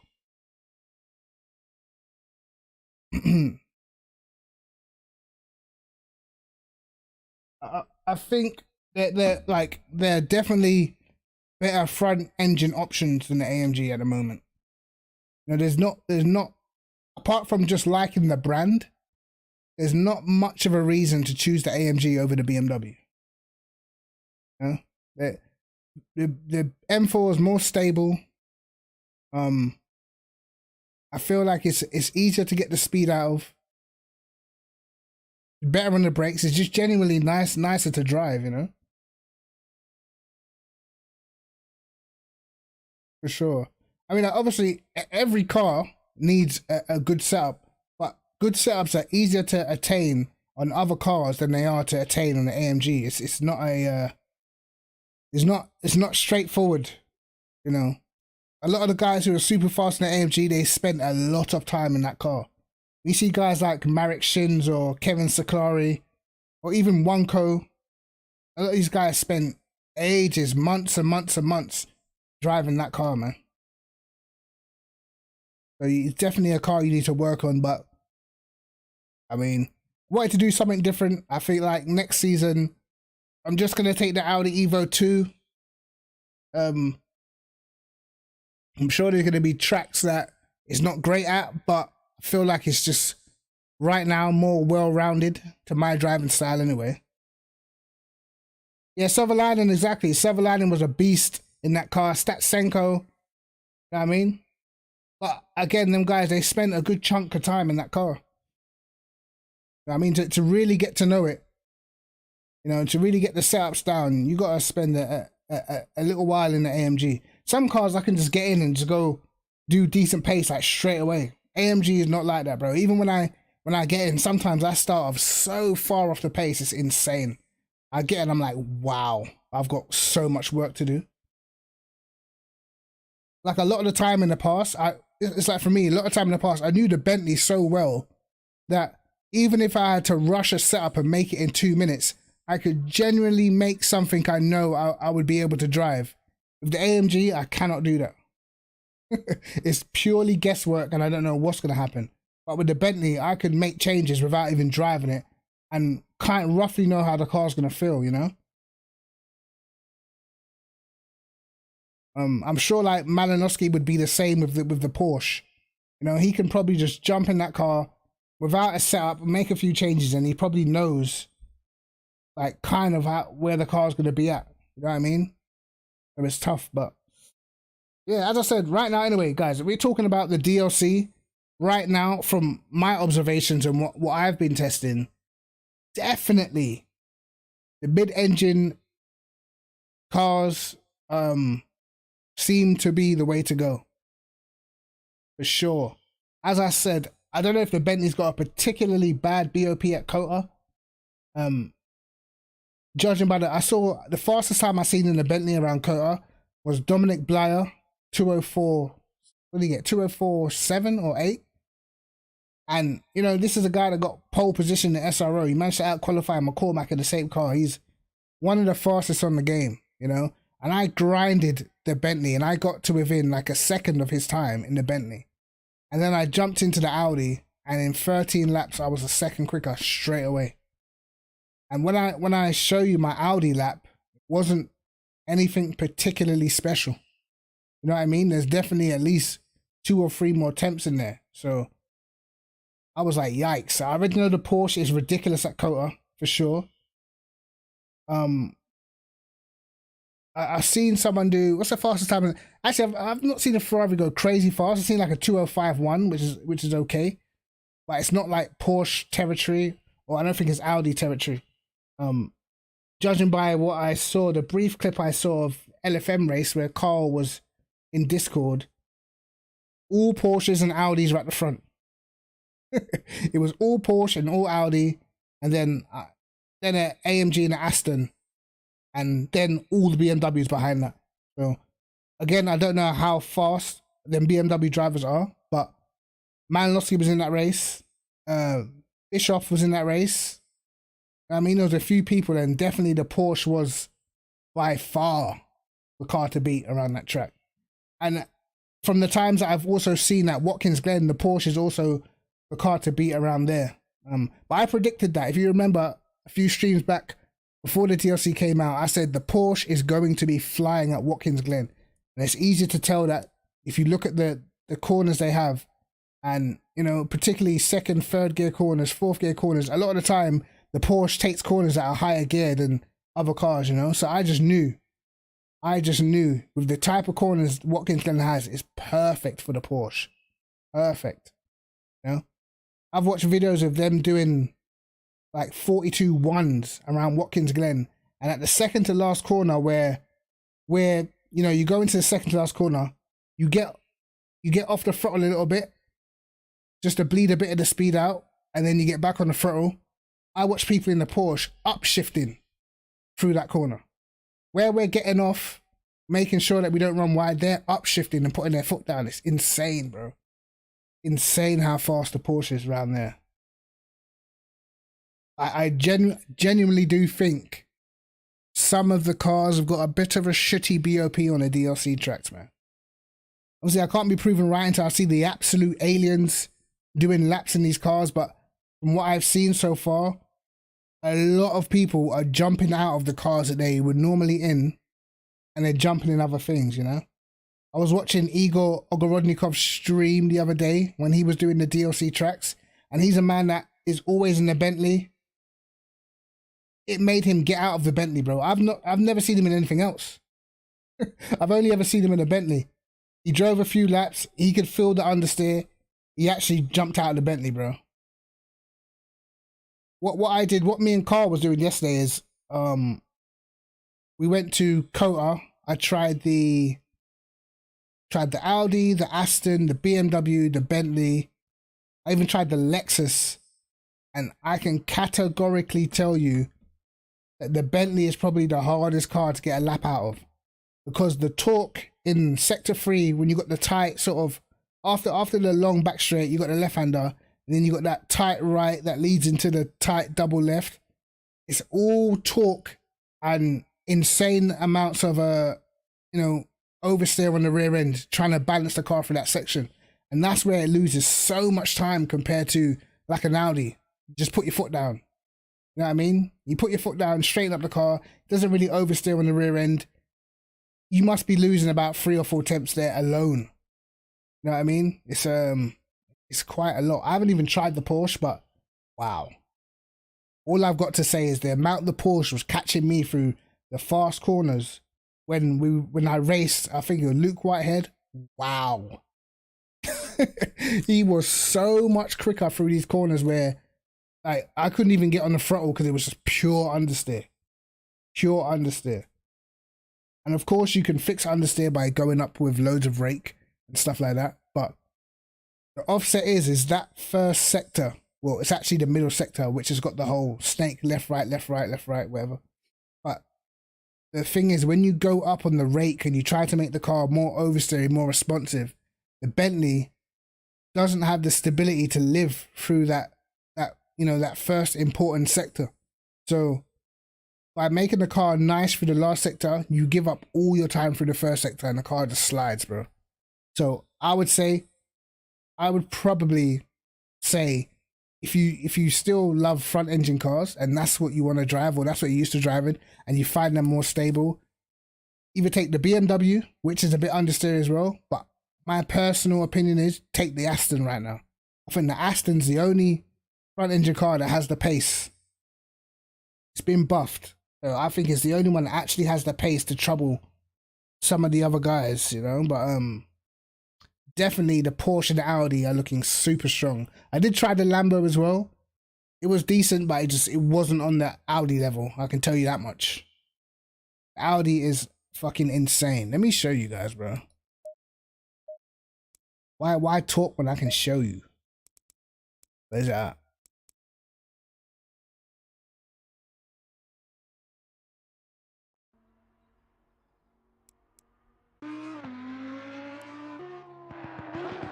That wasn't this lap.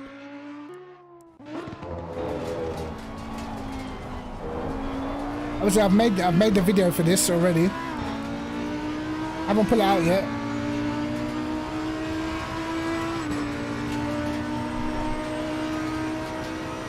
Alright, just watch how I mess up some of the corners and still manage to get a 204.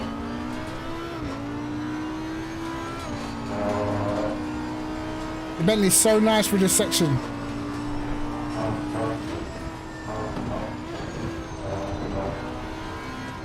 So I actually went in a bit too deep on the entry there, and I massively overshot this part right here. So it cost me time all through this right-hander. Back end steps out, not perfect. So I'll say there's like a tenth and a half, 2 tenths in that sector, or in that section of the track.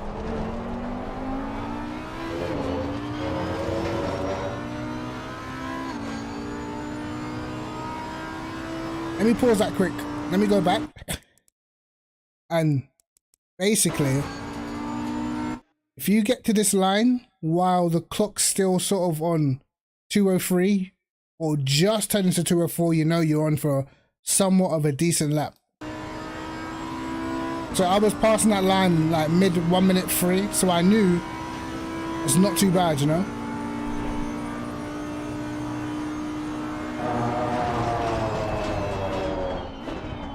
And then I broke super late.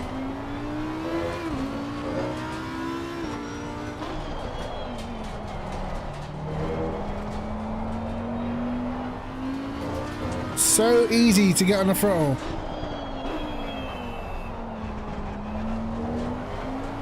And then again in this last sector, I made another mistake.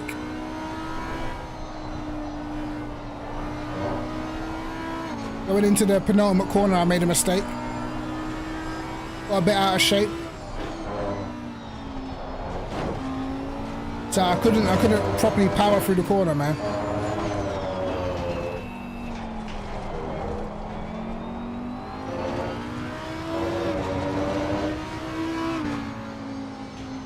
.204.8, not a perfect lap. And then I show the difference between that and the Bentley. Wow. The Bentley is literally like you're on tentacles, mate. Where is it? Is it this one?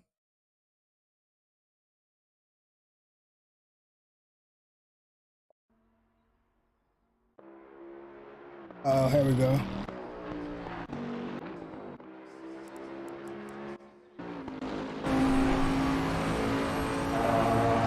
Right, let's have a look at the Bentley now.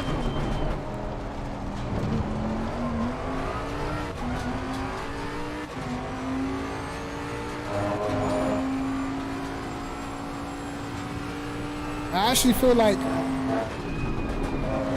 it just feels a bit sluggish through here. Maybe even the line in the Bentley was better than what I did in the Audi. I didn't run as wide here. Better entry. Tried so hard to balance the back end.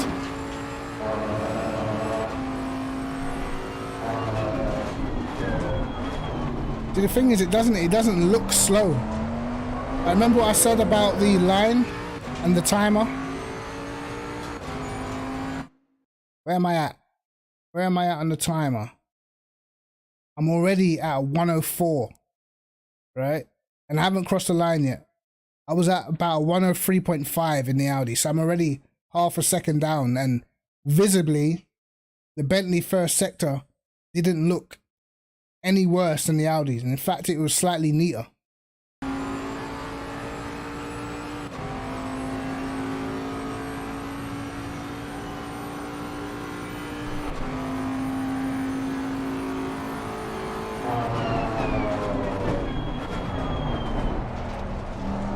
But you can just see that understeer in the slow corners, man.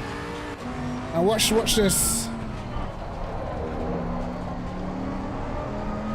Balance it, balance it, balance it. We'll wait so long. Unbalanced, sliding. Christ.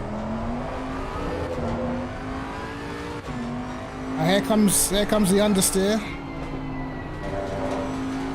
So you have to get out of the throttle for much longer, you know?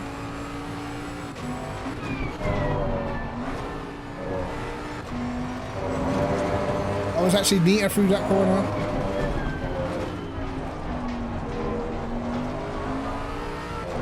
Struggling on power again.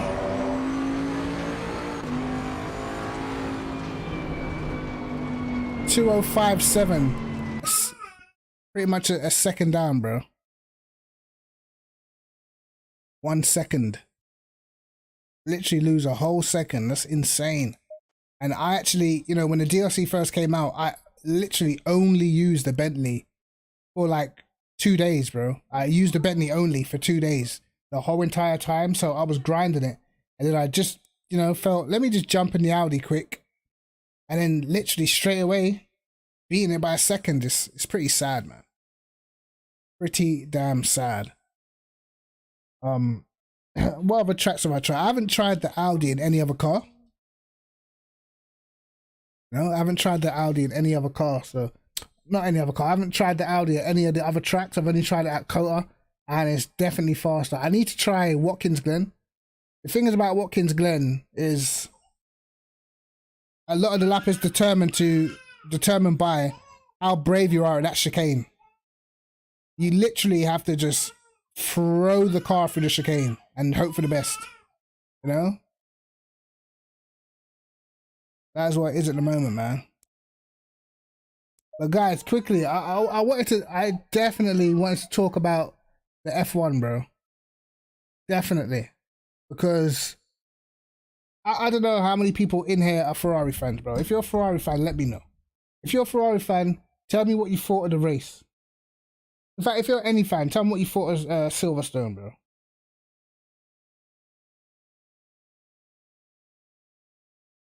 I think it was a great race in the end. Some of the battling was like crazy, bro. I mean, some of the battling was just proper racing, you know, hard, no quarters given. Definitely a quality race, man. I mean, from my point of view, the Halo saved a couple drivers this weekend for sure.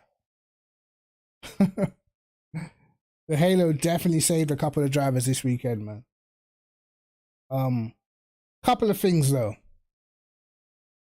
I like Ferrari, mainly like Charles Leclerc. And I feel like, personally, I feel like the championship's already over. I feel like because of the way how Ferrari operate, there is no way Leclerc is gonna beat Verstappen to this championship, bro. You know what I mean? Red Bull know how to win championships, and they know how to be cutthroat to do it. So do Mercedes. Ferrari used to, but now it's almost like they're scared of public perception, or I don't know. But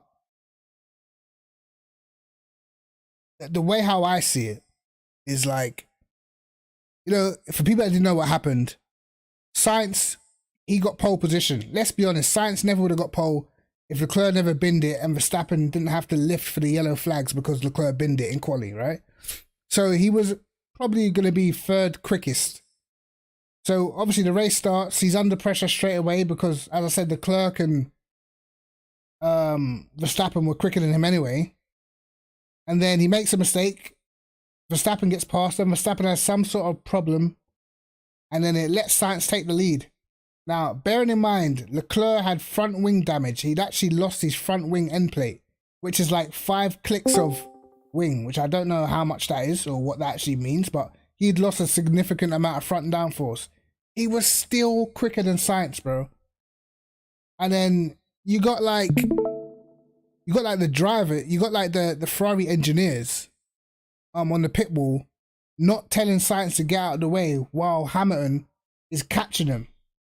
Catching. Leclerc's clearly quicker. Clearly quicker. But they just would not move Sainz out of the way. I genuinely don't get it. You know what I mean? And then once they pitted and like Sainz didn't have amazing pace when he went onto the hard tires. Leclerc goes into the hard tires and absolutely lights them up instantly. Catches Sainz instantly. And because the hard tires, they take a while to warm up. Hamilton's in the lead, but he's almost at a point where he can jump them. He can do the overcut. And Ferrari is still not telling Leclerc to go past Sainz, bro. I was like completely baffled. Like, what are they doing? They're literally gonna give the win to another team just out of the fair racing, in inverted commas, to be fair to each driver, bro. If Leclerc is faster than Sainz with front end plate damage, bro, get Sainz out of the way. The levels are different. We've already seen this season that Leclerc is going to be the one challenging for the title. Sainz is not quick enough, bro. Sorry to say it, but he's not. Alright? Then they finally you let them race for so long, and then in the end you let him pass anyway. So you basically just wasted all that time to do what you should have done laps ago. Alright? Then, after all that, Charles Leclerc just starts pulling away. Alright? Sainz is under pressure from Hamilton. Then you have a safety car comes out. These dudes had 11 seconds to call Leclerc into the pits and didn't do shit. I was just like, what? They literally left Leclerc out on hard tires and gave the soft tires to Sainz behind. And it's just like, why? You know what I mean? Like, Leclerc was, listen, for me, Leclerc was driver of the day. He was driver of the day because he literally was driving that whole race with damage and he was rapid, bro.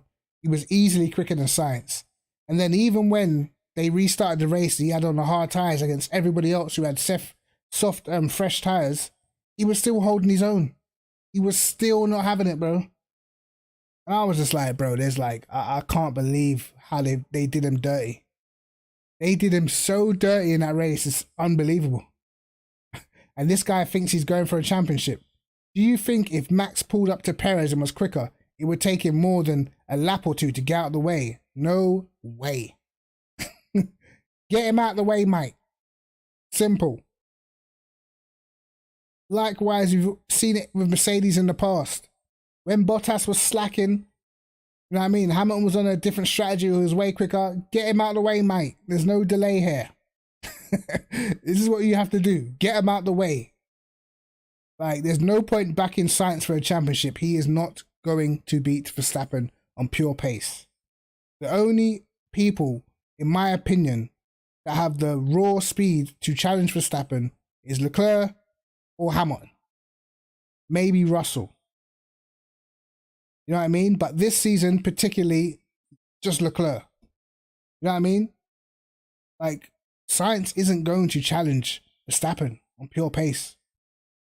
He's not gonna. He can't even challenge his teammate on pure pace. Let's be honest. Why would you throw a race like that? Why would you throw away your best hope of a championship? And this just takes me back to when Vettel was at Ferrari. They were doing the same shit to him. Dilly-dallying, fucking around with strategies and shit.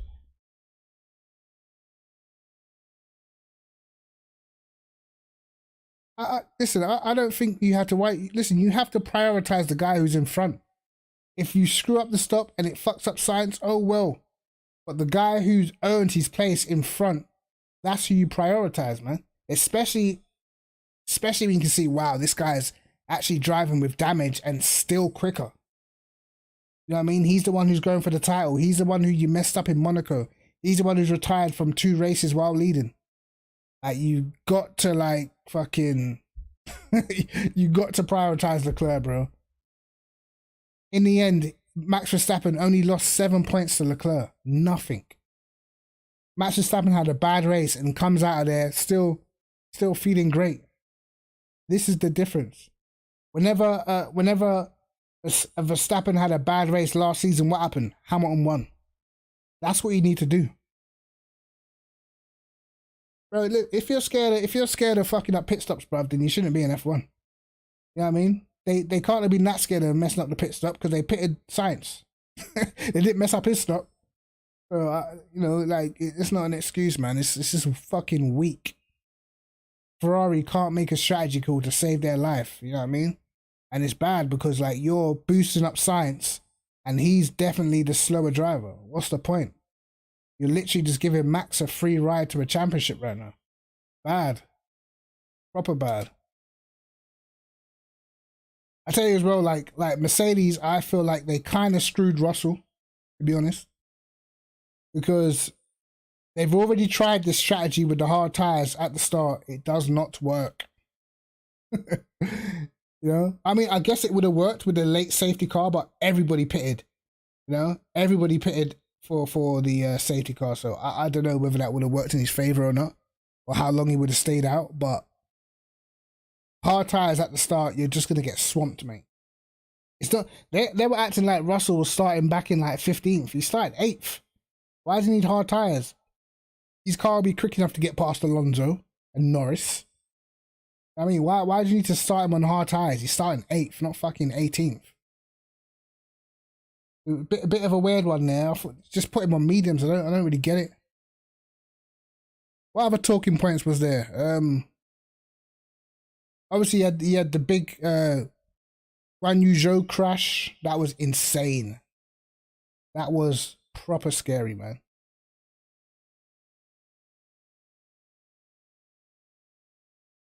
Yeah, cool. Listen, I don't blame Sainz for not backing up because that's the dumbest idea you could ever think of. You know what I mean? So what are they expecting Sainz to do? Drive slow and let all the guys on fresh tires behind him just attack him? Like the Red Bull of Perez ain't just gonna drive straight past him down the straight. He couldn't, like, the fact that Ferrari even asked him to do that shows you they haven't got a clue what they're doing. Stay 10 paces back and protect Leclerc. Okay, how exactly am I gonna do that when he's on old hards and I'm on fresh softs?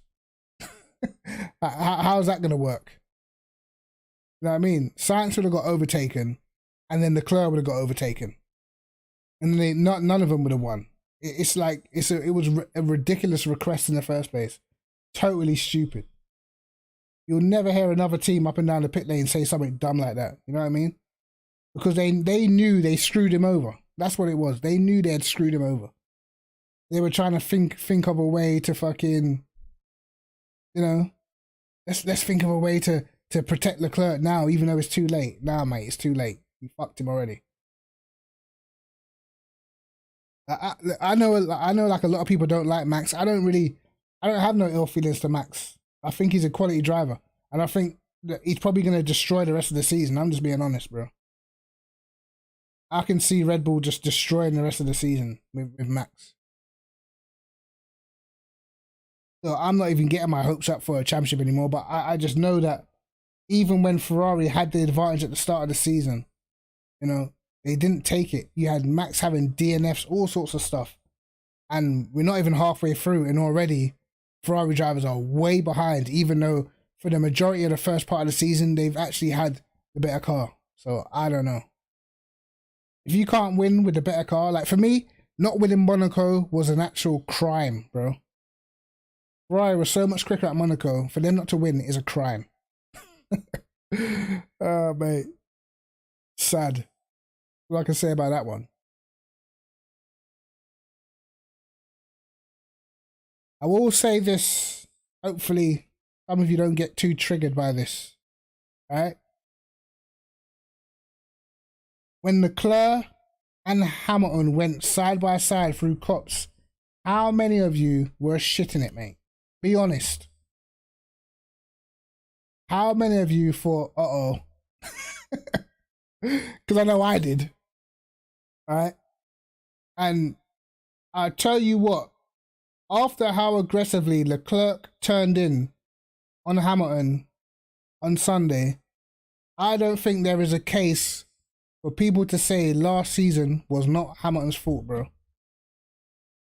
After how they raced through that corner and the line that Hamilton had to force himself to take,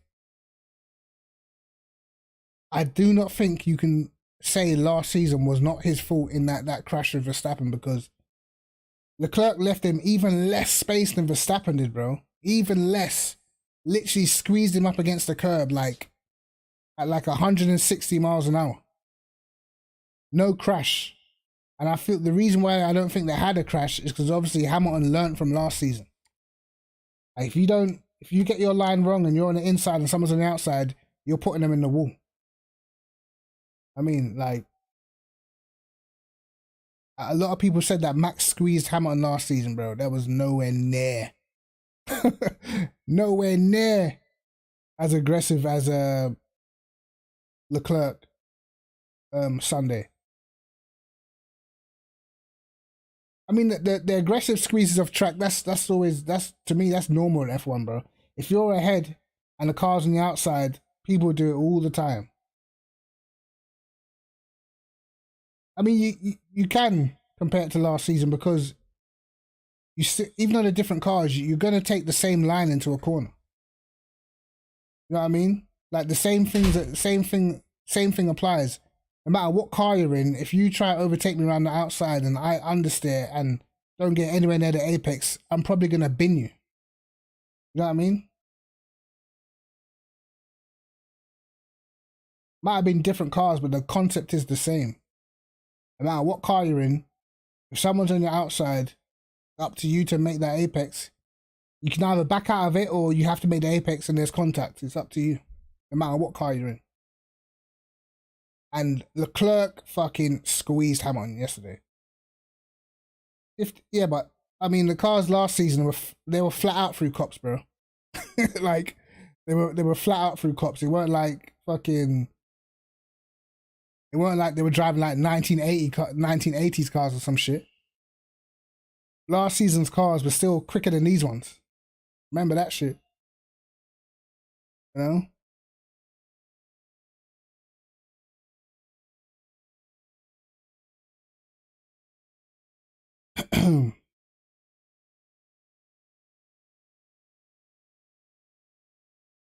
the same thing still applies, bro, because you know, no, it's not a different. How can it be a different concept? How can it be a different concept? The concept is a racing incident. You can have tons of racing incidents. It doesn't matter what series you're in or whatever. It's not like fucking those cars were so different that they take their corners at completely different speeds. They probably take cops around similar speed, bro. Remember, last year's cars had a lot more bits on the car for downforce and shit. The downforce is different because it's ground effect, but they had loads of bits on that car to fly through corners. That's why they're still slightly quicker than, you know what I mean? That's why they're still slightly quicker than this season's cars, but the argument was that Verstappen turned in on Hamilton. That was the argument. And we saw Leclerc turn in on Hamilton. Even more aggressively, bro. He left even more space. We're talking about just racing room and racing etiquette. Leclerc left Hamilton less space than Verstappen did last season. Verstappen ended up in the wall. And a lot of people said that they thought it was Verstappen's fault or whatnot. And bottom line is, the line that, you know, Hamilton took through the corner was totally different this time. Totally different. You know? And to be honest, if you really want to compare, even last season when Hamilton overtook Leclerc, his line was totally different when he overtook Leclerc as well. He put it on the curb, on the inside, because he knew if he runs wide, he's going to bin him. So for my part, I've always thought that if he did no wrong, then he wouldn't have need to make a correction the second time he made that overtake. But he did.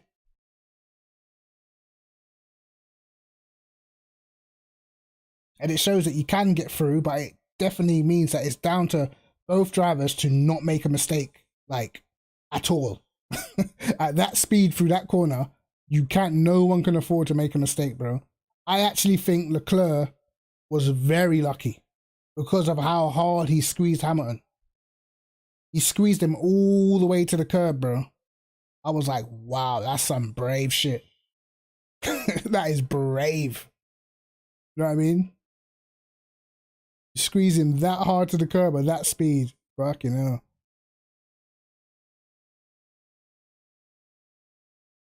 But like I told people before already, Leclerc is just as aggressive as anybody else.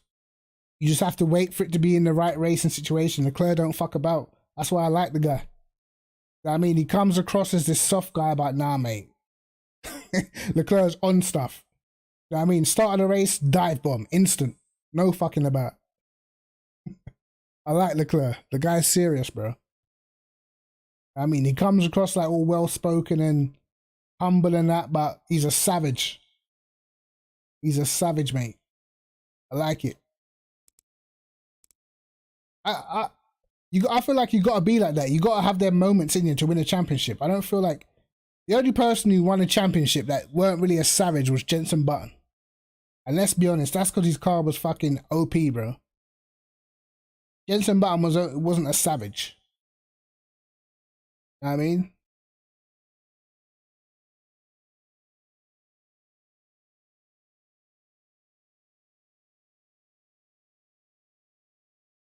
Bonotto's an idiot, bro.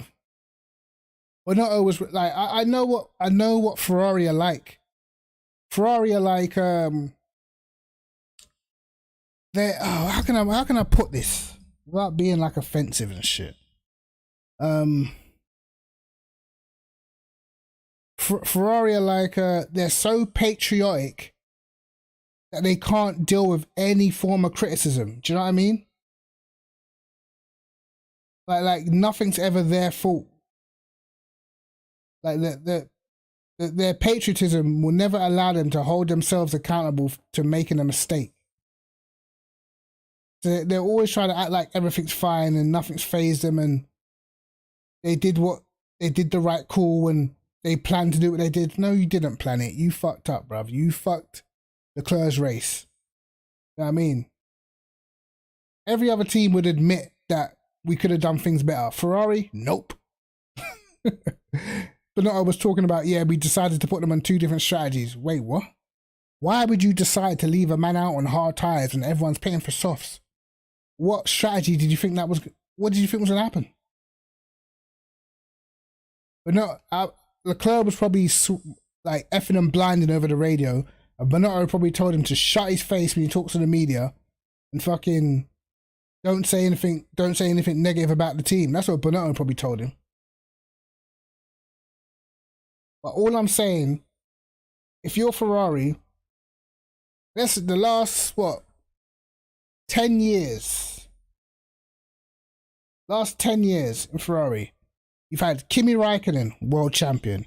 You've had Fernando Alonso, world champion. You've had Sebastian Vettel, world champion. You've had fucking Charles Leclerc, one of the best drivers in F1 to this day. And I'm going to tell you, none of those motherfuckers is winning or going to win a championship at Ferrari, bro.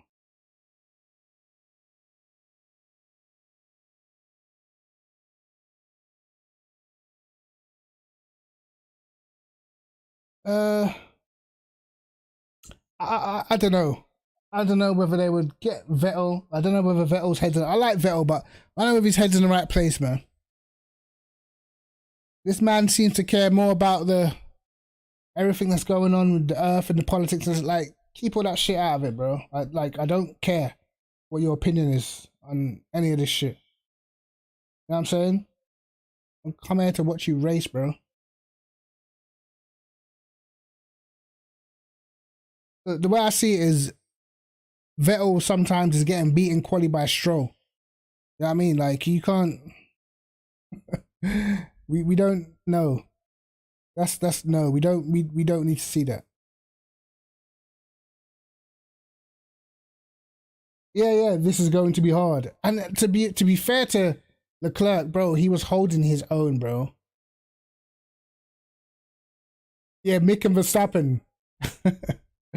that was pretty cool, man. Like to see what he could be like, you know, in a battle if he had, you know, in a battle against another top driver, what he could be like if he had the equipment.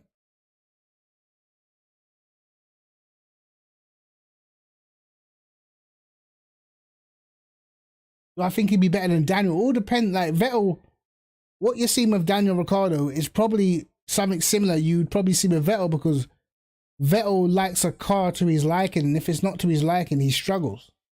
So I probably think you'd probably see something similar with Daniel Ricciardo's struggles, man. To be honest. And I like Vettel. I like Vettel a lot, but I know he's one of those drivers that he can't just drive around the problem or drive around the car that has a particular weakness. You know what I mean? So I think he'd probably struggle as well. But Ricciardo, I think his biggest mistake was leaving Red Bull. I don't think he could probably beat Max over a season, but you know, he would be winning races, man. He'd be up there right now. He should have never left. Never have left.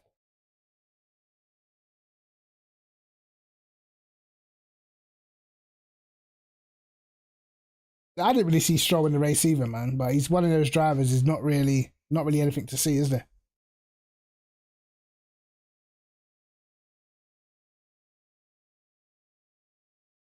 Yeah, like nah, Leclerc wasn't having none of it, bro. He wasn't having a bar of it.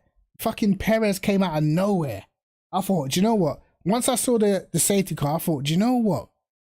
If Perez gets anywhere near these guys, this man could actually win the race, bro. Because I remember when he pitted right at the start and he was setting fastest laps. You know what I mean? So I thought, I bet Perez has got pace. You know what I mean?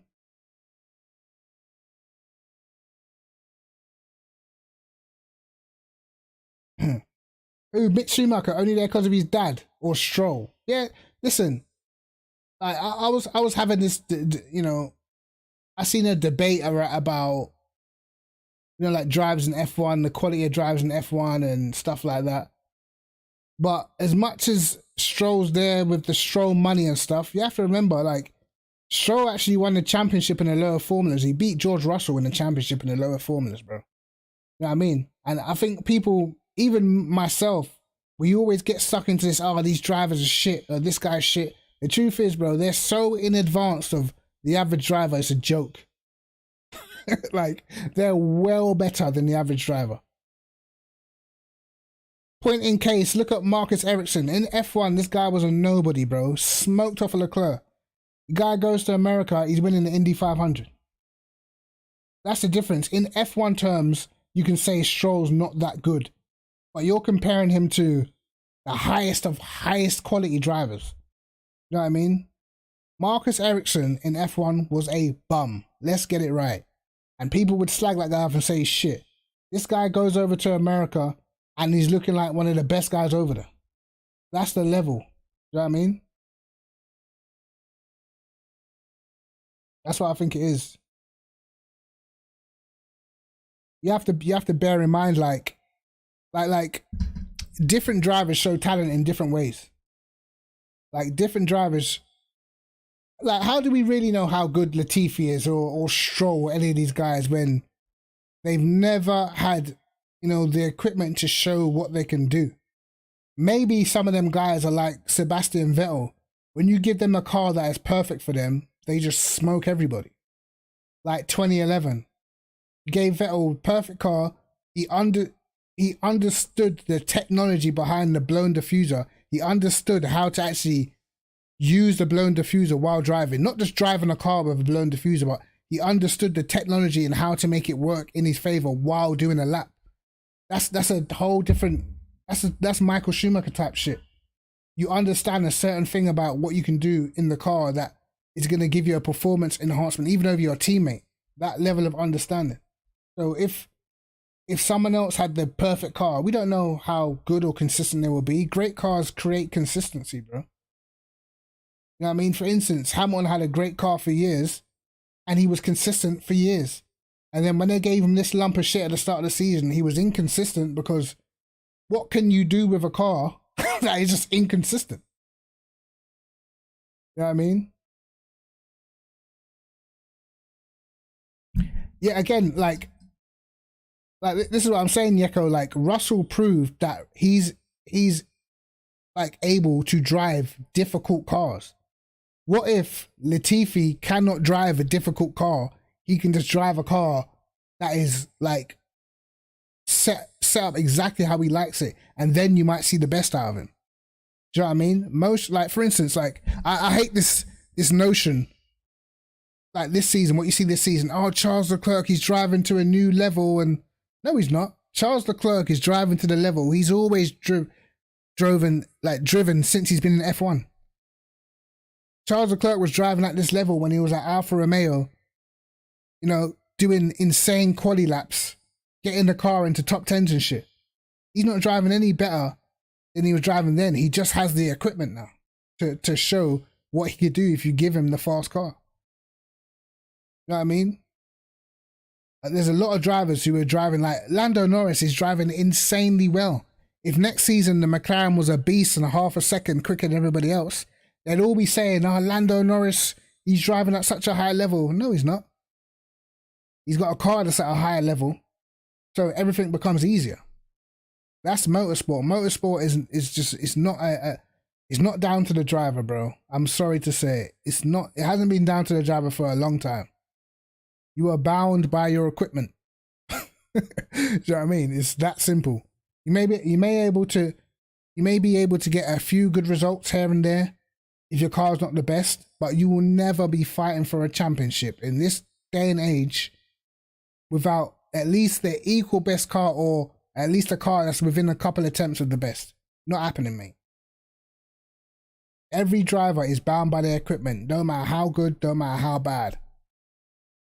Because as shit as like someone like Stroll is, what happened when they had the fucking pink Mercedes? Guy was putting it on pole. He got a pole position at Turkey. He's racing for podiums. You know what I mean? Lance Stroll. This is what happens, bro. I mean, literally. You will always be bound by your equipment in racing. That's the shitty thing about it. We don't actually know how good half the field is because half the field are in shitty cars. You know what I mean? But then you have the guys who, you have the guys who stand out a bit more than others because they are very good in difficult situations. Hamilton, better in difficult situations than most of the other drivers. Russell, he's proved that. Verstappen's proved that. Leclerc's proved that. You know what I mean? Fernando Alonso has proved that. And those guys, you would say they're the guys with the extra ability.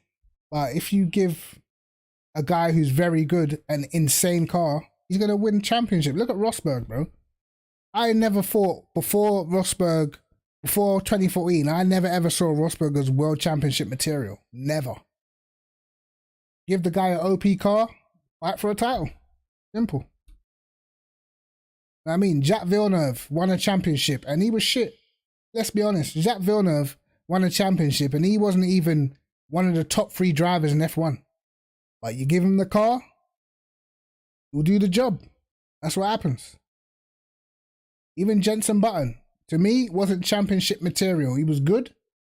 But again, was he a top 3 driver in F1? Probably not. Give him the car, do the job. That's all that F1 is, bro. Most important thing is, who's got the car, and then comes the how are you able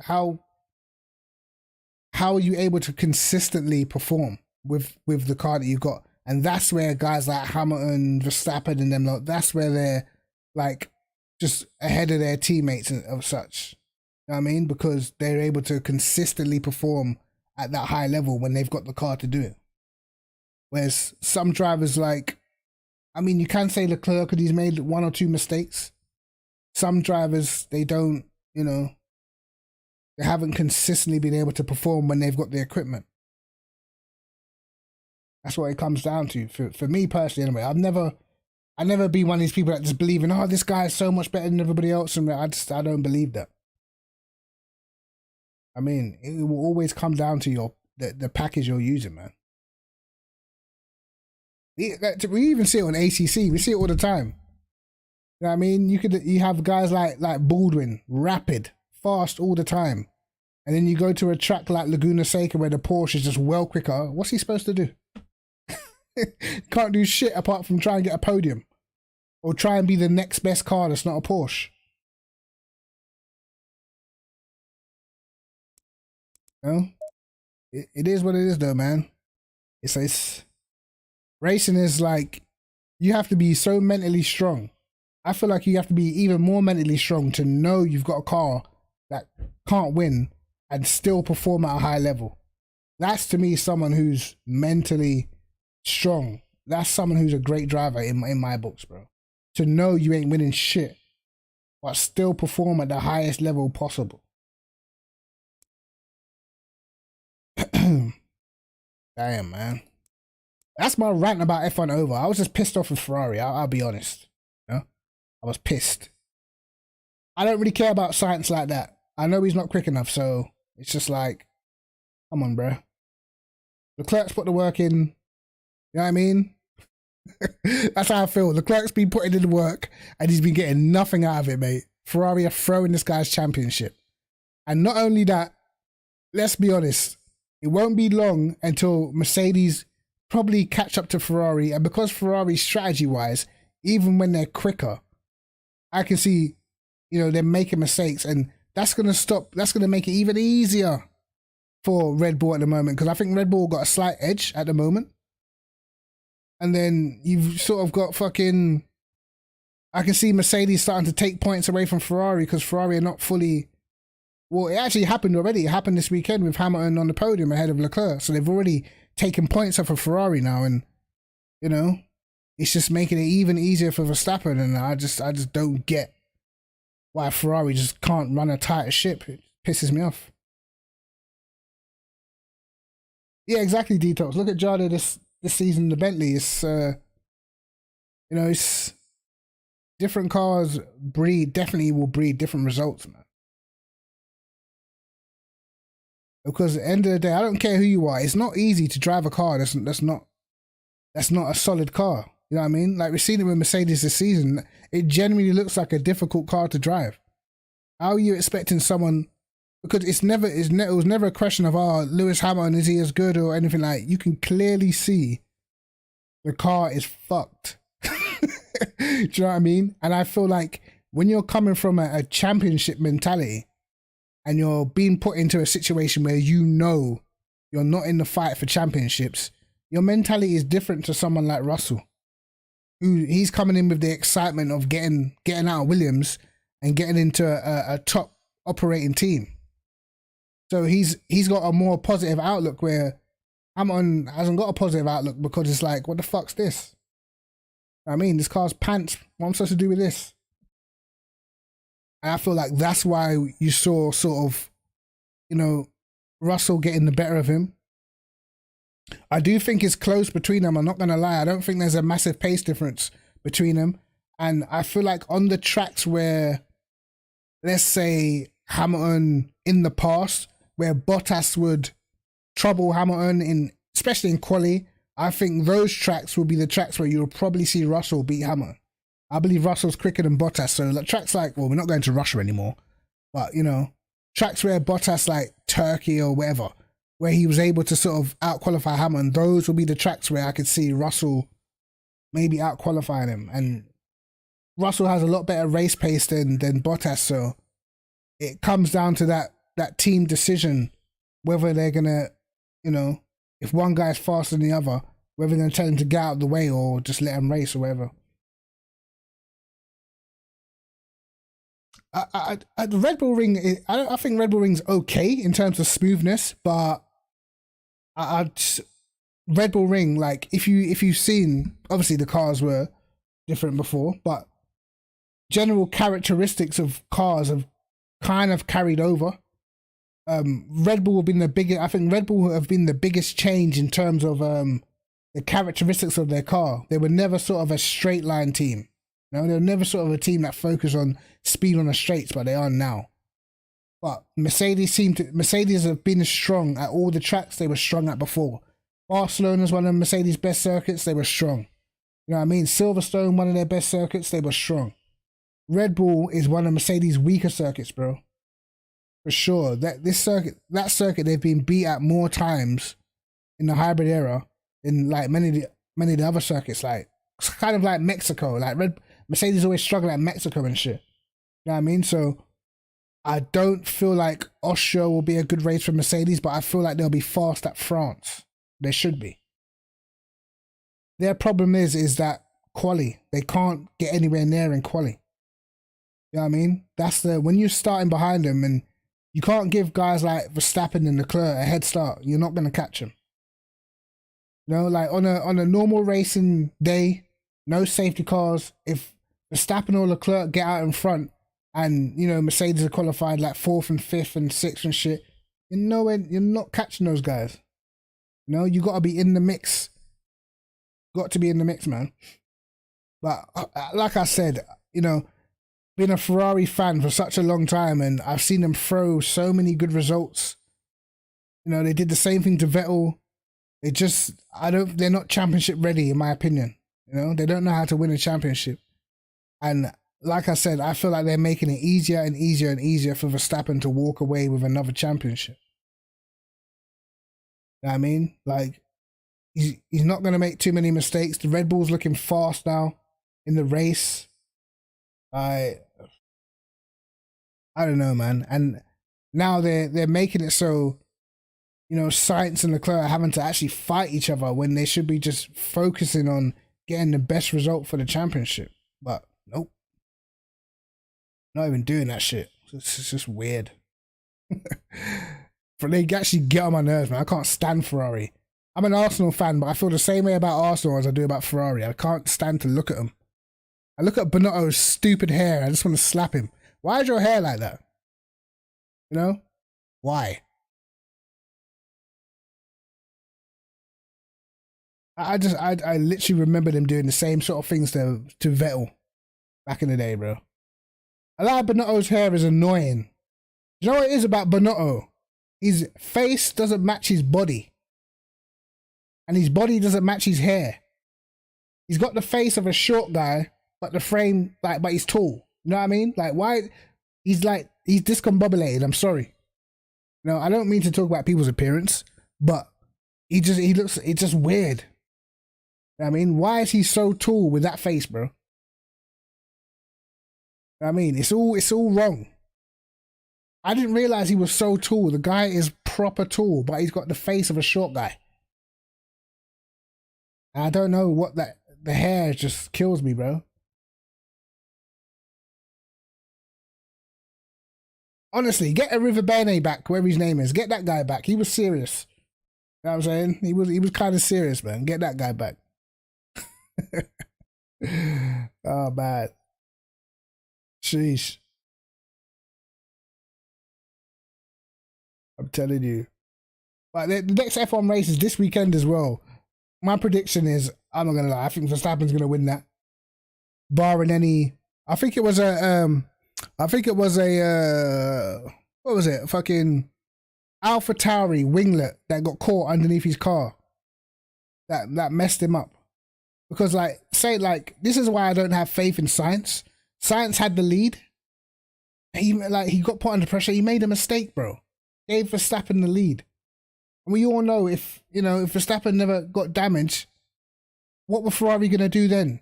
Tell Sainz and Leclerc to race while Verstappen skates off into the sunset. This is why I don't understand the way how they think. You know what I mean? I'm telling you now, they would have sat Sainz in front of Leclerc and just let Verstappen escape. I'm telling you. Crazy. Do you know what, Detox? I didn't even think about that in 2010. They literally sold Alonso. Bro, Ferrari are literally just, I don't know, man. They literally sold Alonso's championship, bro. Pitted him early. Couldn't get past Petrov. Sad. Oh, man. And this team, they've had so many, you know, championship chances and they've blown all of them.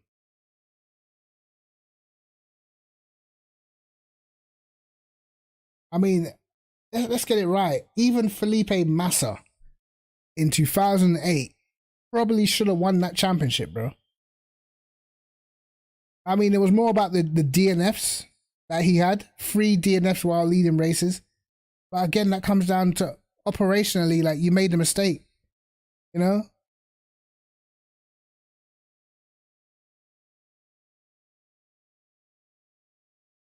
It's crazy, man. Crazy. They've actually thrown loads of championships. I think now, the current level, I don't think F1's ever been this stacked in terms of talent. I'll say it like that. So I think now, if you want your driver to win the championship, you have to back him, and you have to back him early, man. You have to back him early. You know what I mean? You know, Ferrari don't have the luxury that Red Bull have. Red Bull have the luxury like Mercedes had the luxury. Hamilton was just a way quicker driver than Bottas. So 9 times out of 10, you didn't really need to, you didn't really need to intervene because you didn't have to. Because 9 times out of 10, Hamilton was smoking Bottas anyway. Same thing with Perez and Verstappen. Perez is good, but he's nowhere near Verstappen's level. 9 times out of 10, you don't have to get involved. But on them few occasions when they do, they will do it because they know who is the breadwinner. You know what I mean? Maybe Sainz and Leclerc are a little bit closer in ability, even though I don't even think that in this generation of car. So Ferrari, instead of, just saying, listen, let him pass.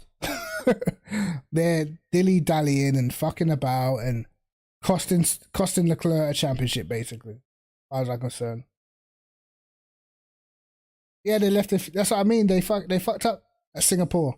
Massa was destroying that race as well.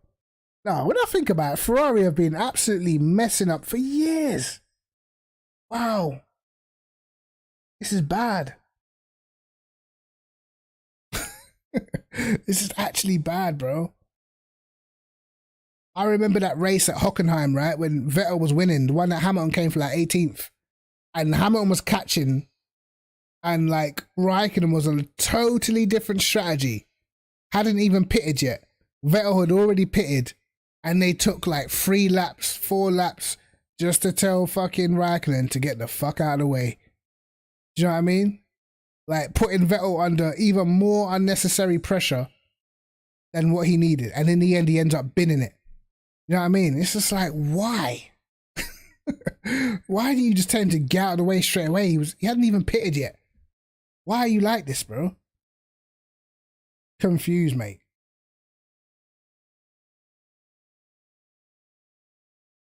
Meanwhile, you got Mercedes over here, Red Bull over here, operating like true top teams are supposed to, making the harsh calls when they need to be made.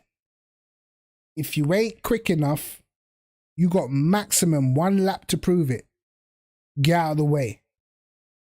These man were telling Sainz, you need to be doing fucking, what was it like? What was the lap times?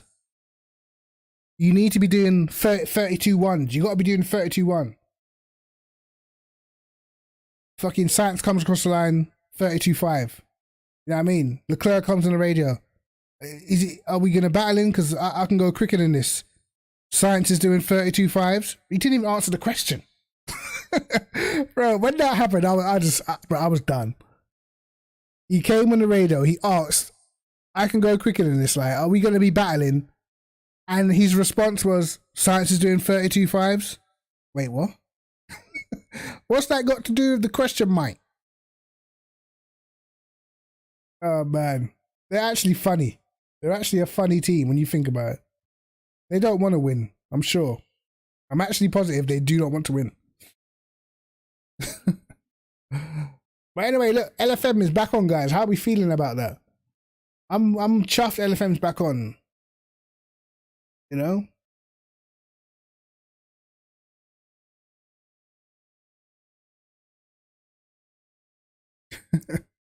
Oh man, it's pretty sad, man. Just genuinely, operationally, Ferrari need to have a strong look at themselves. You know, need to have a strong look at themselves, because I can see Mercedes overtaking them, even though they haven't even had the car that's been anywhere near as quick as them, you know? Just because they operate on a higher level than Ferrari. Not even just about the speed, it's just about operationally and professionalism. But LFM is back this week with Donington. And they're also doing some of the DLC tracks as well. So I'll be doing some. I'll definitely be doing some races in LFM this week. So yeah, I'll probably stream that, or I'll put it up as a recording. Don't know which one. But anyway, man, I'm gonna head off. I need a drink. It's warm.